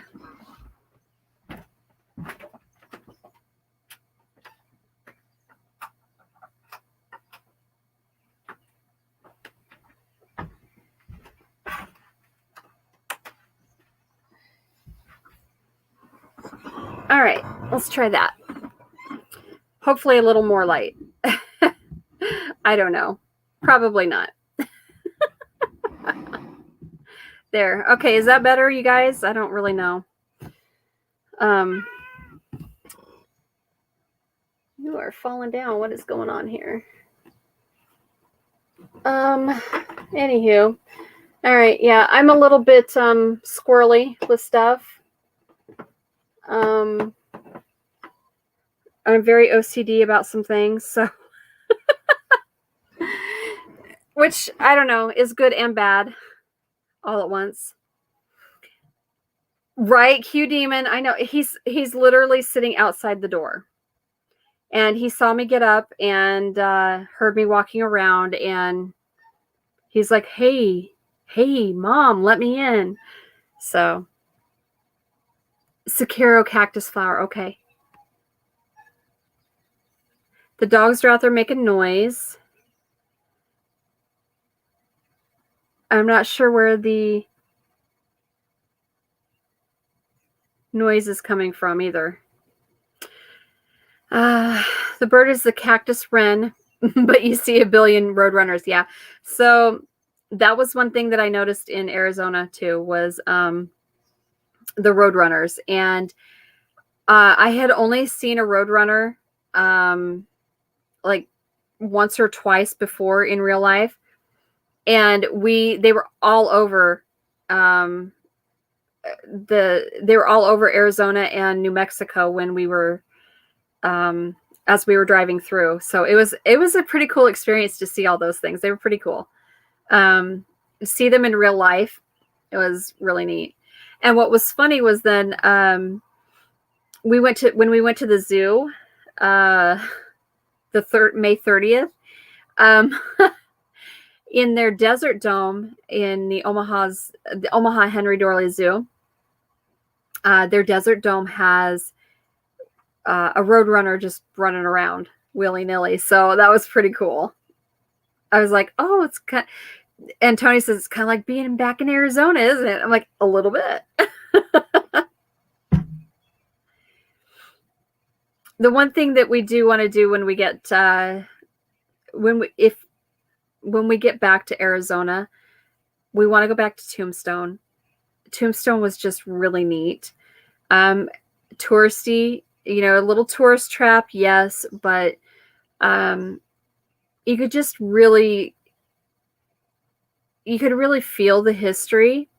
So that was really cool. And I'm a huge fan of Doc Holliday and Wyatt Earp. So so seeing the OK Corral was really cool, but we didn't really get to see when we went through, it was towards evening, and so everything it was evening, and so everything was pretty well closed and it was on a Sunday, except for, you know, a few of the restaurants. That was it. Everything else was closed. So we didn't, we wanted to actually go ahead and take the tour of the birdcage. The birdcage is one of the original buildings still left. So I guess Tombstone is burned down twice, most of the buildings. But the birdcage is one of the surviving buildings from the original Tombstone. And that thing has a very sordid history. If you have any interest in it, you should absolutely look it up. It has a very sordid history. And so we wanted to go, actually, you can take a guided tour, but it cost money and we didn't have time, and we didn't have a lot of extra money or time. So we couldn't go tour the birdcage like we wanted to. The OK Corral looked like a corral. Like it was okay. I mean, it was cool, but you could just really feel the history there, and that was really neat. We saw the actual biodome. We drove by that. Tony's like, "Are you serious?" I said, "Yeah, that's what that movie was based off of. That's where that biodome is." And he's like, "I didn't think that was a real thing." Like I said, "Yes, it's a very real thing." So they have their own biodome. We actually wanted to go to Jerome, and we had plans to go to Jerome. There were a few places like in the mountains and things of that nature that we wanted to go see, but so we get there, and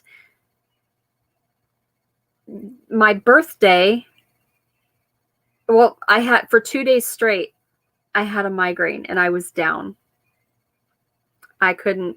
We get there and literally unpack.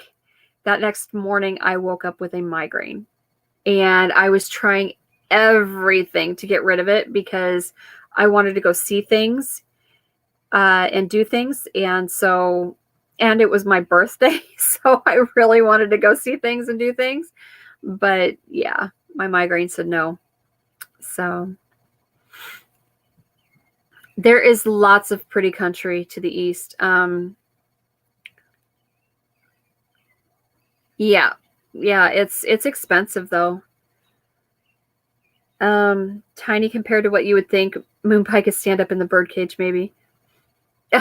No. No, the birdcage, it's not the actual bird. It's not an actual bird cage. It was a theater. It was a parlor, like a gambling parlor, a brothel. So, it was cool. It was really stinking cool. They were showing the bullet holes and all that kind of stuff.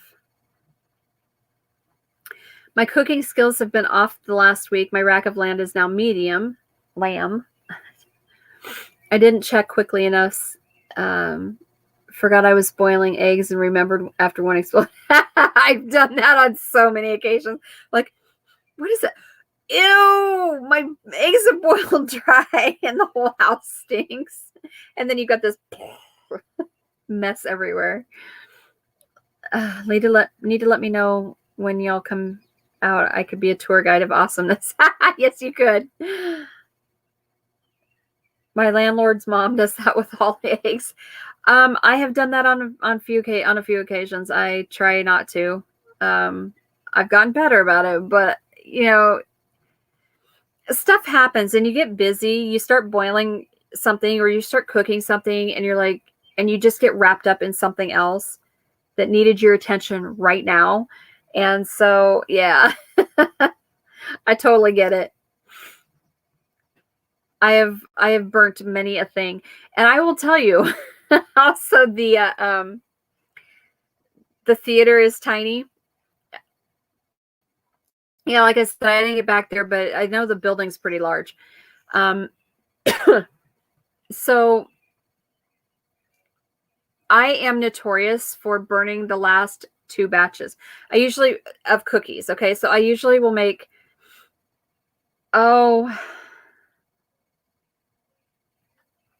I don't know. I usually make about 6 dozen cookies at a time, like chocolate chip cookies. And I usually get the first 2 dozen that I have in the oven because they usually go in about the same time. I usually have at least one of them that's pretty kind of dark. And then usually the last dozen or 2 are pretty burnt on the bottoms because I forget about them. And by that time, the oven's a different temperature than it should be and what I set it at and the whole 9 yards. So yeah. I have an oven over the back 2 burners.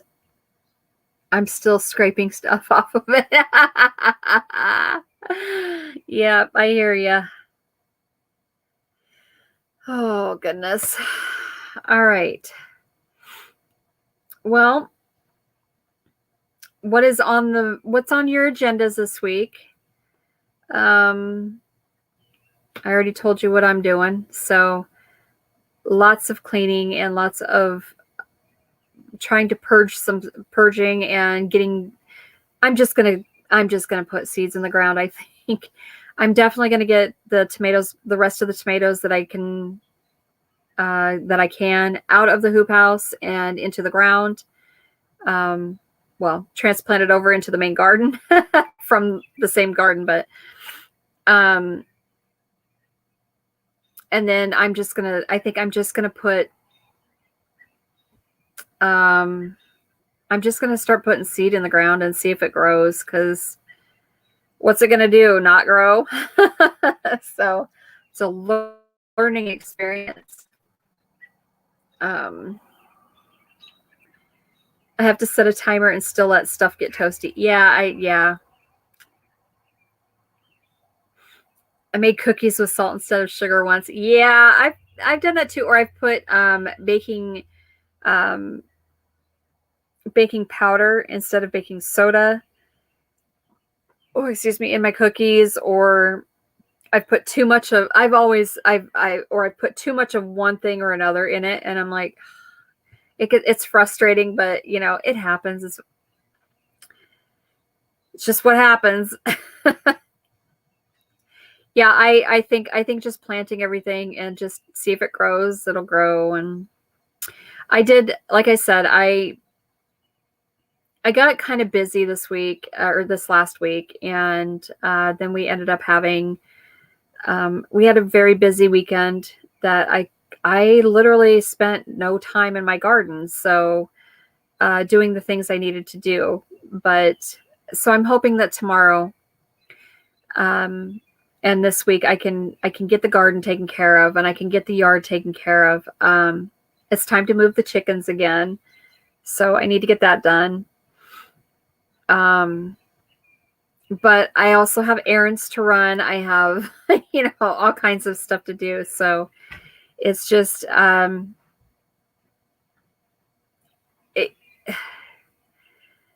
I feel like I'm moving through life on fast forward right now, and I don't particularly care for that. But it is what it is. And if I want things done, I got to do them, and just do my best. But yeah, I started a different book being typed today. Got about 5,000 words down between 2 books. Awesome. Be doing a wedding Friday night, and my doc told me it was okay to try CBD on my knees. My brother, the massage therapist, picked up a pain stick. Think giant chapstick. That's awesome. Too hot to grow anything here now? Yeah. I think we're going to end up being, wonder if I can stick my head in one to get it. Oh, to keep it from hurting. Yeah. I started to get, my head hurts all day, every day. So I totally understand you. It's just, some days are worse than others. And some days it's a migraine and I cannot function with some of my migraines. So, I've learned to function through a lot of it, a lot of pain in my head, and whether or not it's on the severity, depending on the severity of the migraine, and especially body pain. Like because of the fibro pain, yeah. So today we had to go, when we went to the cardiologist, for whatever reason, they are still requiring a mask when you go into the office, which is fine, whatever. Okay. So the problem is that sitting there in that mask, I started to get a migraine because I was rebreathing my CO2. I wasn't getting good oxygen, and Tony was having a hard time with his asthma in a mask. So yeah, you can about imagine it was a pretty miserable damn experience. So I actually, during the treadmill test, I couldn't be in the room. So, I actually went back out to the Suburban and sat, because I couldn't. I was going to go sit back out in the lobby, and I'm like, I couldn't sit in that mask anymore, because my head was starting to pound, and I'm like, I'm done. I'm so done. And so I went out and sat in the Suburban, and I took 4 ibuprofen, so 800 milligrams of ibuprofen, and then I got to go back in, after the treadmill test was done. I went back in and talked with the doctor when she came to see him. So, yeah, but I'll tell you, it was a trip today. Also be playing musical quail roosters, trying to get younger ones in the back porch cage. Okay. have 18 eggs, hopefully about to hatch this weekend. Oh, cool. You got a billion things to catch up with? Yeah. You have to have a mask to fly, even if you have the vaccine, which I'm getting the first round tomorrow. Well, good luck. The first one shouldn't be too bad. The second one I hear is the doozy. So, and depending on which one you get too. So, I still will not.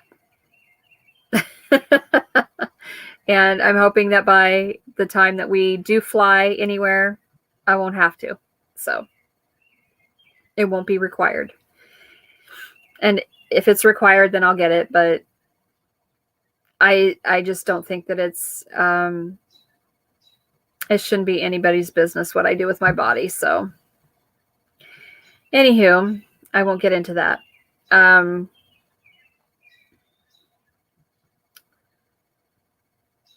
I don't know. Victoria, are you still here? I don't know if she's still being required to wear one at work or not. I'm not sure. All right. Well, ladies and gents, I am actually getting sleepy, and exactly, Jess, my body, my choice. Need to talk to me about October when I get a chance. Okay, yeah. I will try to get with you sometime this week. I have I don't know. I've been getting used to going to bed by about 10 now. Because I've been working so hard lately that I'm tired. I'm tired by 9 o'clock, 10 o'clock, and I'm ready to sleep. So as you can tell, I'm rubbing my eyeball. So and I know that I noticed that when after I've talked for quite a while, I get very stuffy through the sinuses. So hello, Reef Robber, how are you? I want to fly and visit other countries again, so I need it. Yeah. Hi, Drops. I get used to going to bed at midnight now and waking up at 4. Ew, that sucks. All right. Good night, David. Well, good. I'm glad to hear that. I'm actually getting tired, so you can call me anytime after 11 a.m. and I won't growl at you. Okay, thanks. I'm glad.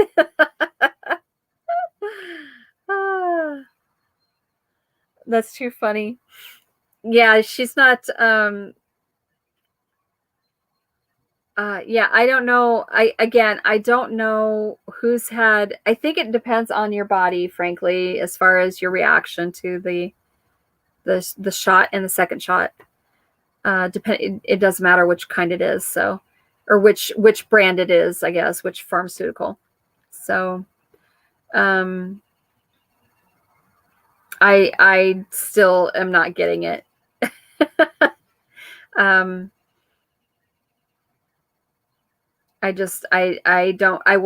don't get the influenza shot. I do know that there are a lot of requirements for immunizations to travel abroad. So,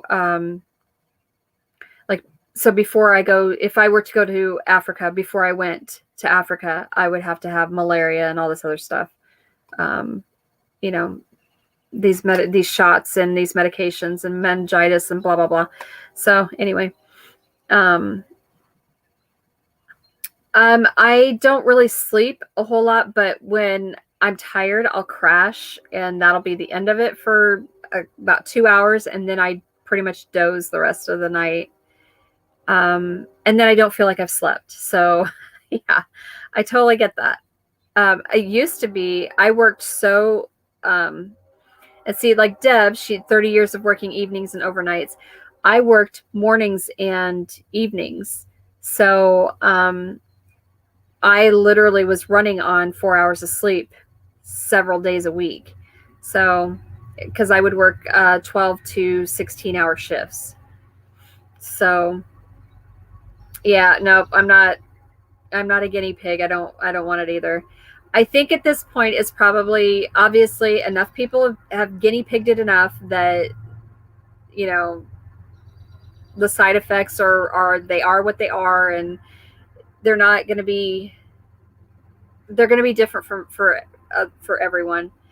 I still won't go through with it. And the reason for that is simply because I don't even take the flu shot. I won't. I will never get another pneumonia shot, a pneumovax. I won't get it. I tend to react differently to all immunizations like that, any viral immunizations like that. I tend to react differently, and negatively. So I'm just not going to do it. Unless it's absolutely required for me to travel abroad, then I will take what I need. But yeah, so the only reason that, so like I had the obviously I had my Hep B series, and I get my tetanus every about 10 years. I had because I couldn't find my immunization records from when I was a child, a very young child. I had to get almost all of my childhood immunizations over again just to get into nursing school. But that was back,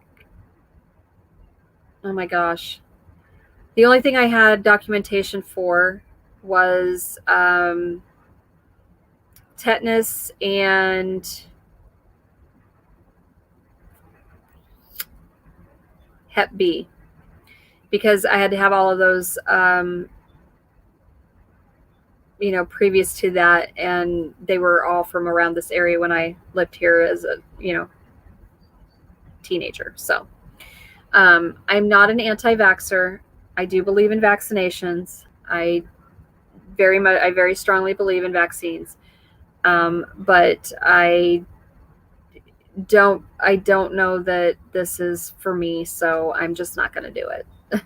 So 7 to 11 and 3 to 7. Yeah, I did a ton of them. I used to work anywhere between 8 and 16 hours. It just kind of depend. It would depend on the day. It would depend on the area I worked in. And it depended on whether or not I was doing a Baylor package or not. So a Baylor shift is, for us, or for me, was 2 16-hour shifts, usually every weekend, Saturday, Sunday. And then I would have Monday through Friday off. And I would get paid. I would work the 32 hours, but I would get paid for 40. So that was a Baylor package. The problem then was that I was also working another job. So I would work another job throughout the week, part-time. So before there, at one point in time, I was working, I was actually working Baylor shifts on the weekends, and then I would work, like, I would have Monday and Friday off usually, or Monday and Tuesday, and then work Wednesday, Thursday, Friday, 12s somewhere else. So yeah.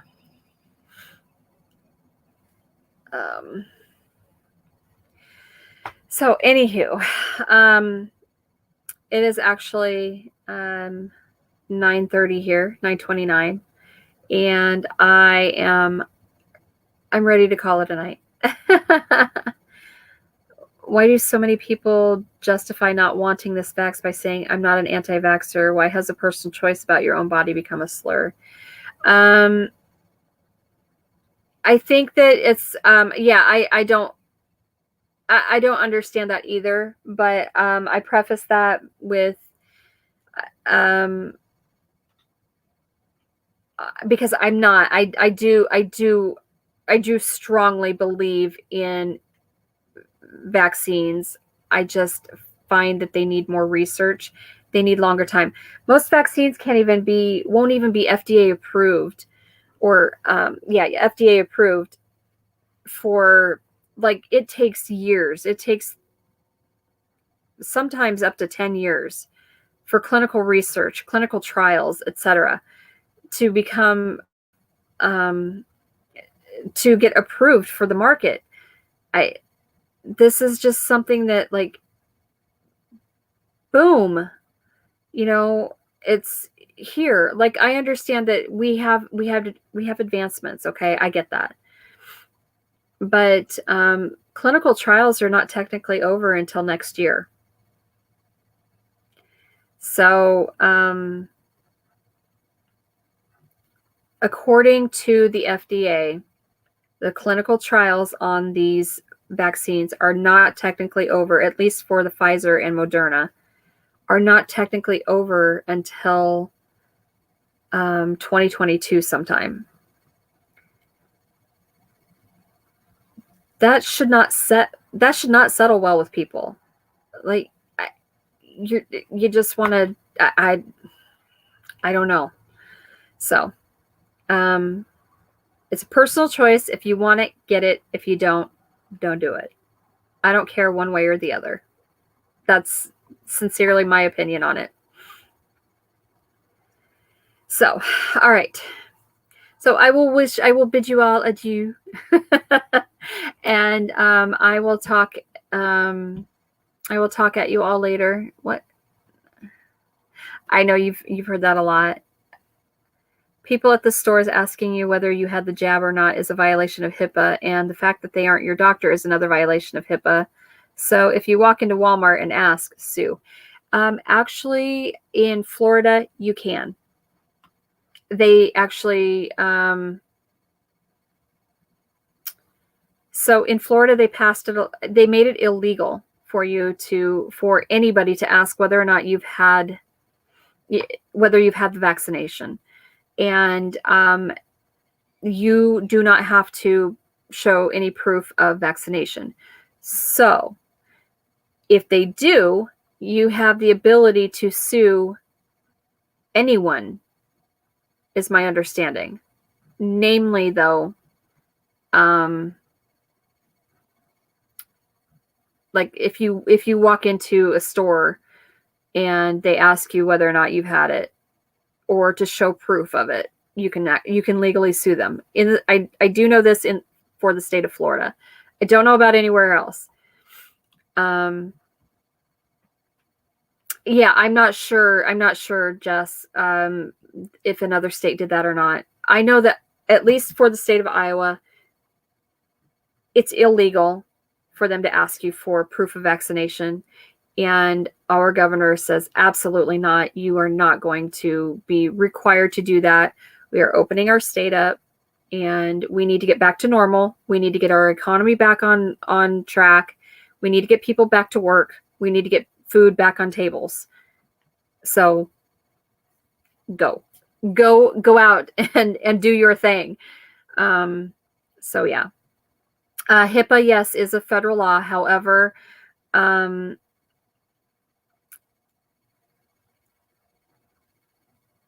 it's not technically a violation to ask somebody, because you can say it in passing.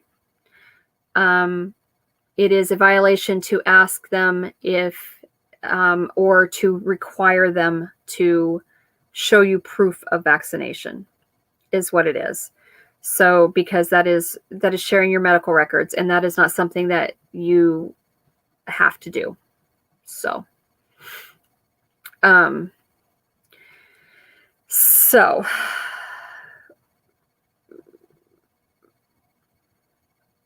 it's a violation to demand. Yes, it's not a violation to just ask. So, anywho, all right. I'm not going to get into semantics. I'm not going to get into any of that stuff. I know the laws. I know them well. I'm a nurse. I promise you, I know those laws very well. I mean, I had a whole 2-day course on HIPAA alone. I know the laws. So I'm not going to, but I digress. I'm not talking about it any longer. So, okay, I've said this once, I've said this twice. I'm going to say it probably a third or fourth time. I need to get off of here and I need to go lay down before I decide I'm going to, you know, start spouting stupid shit out of my mouth. So, all right. So I hope that you all have a very productive week. Please make sure that you keep Kat and her family and Jess and her family in your prayers and thoughts, and sending good energies and all of that stuff. You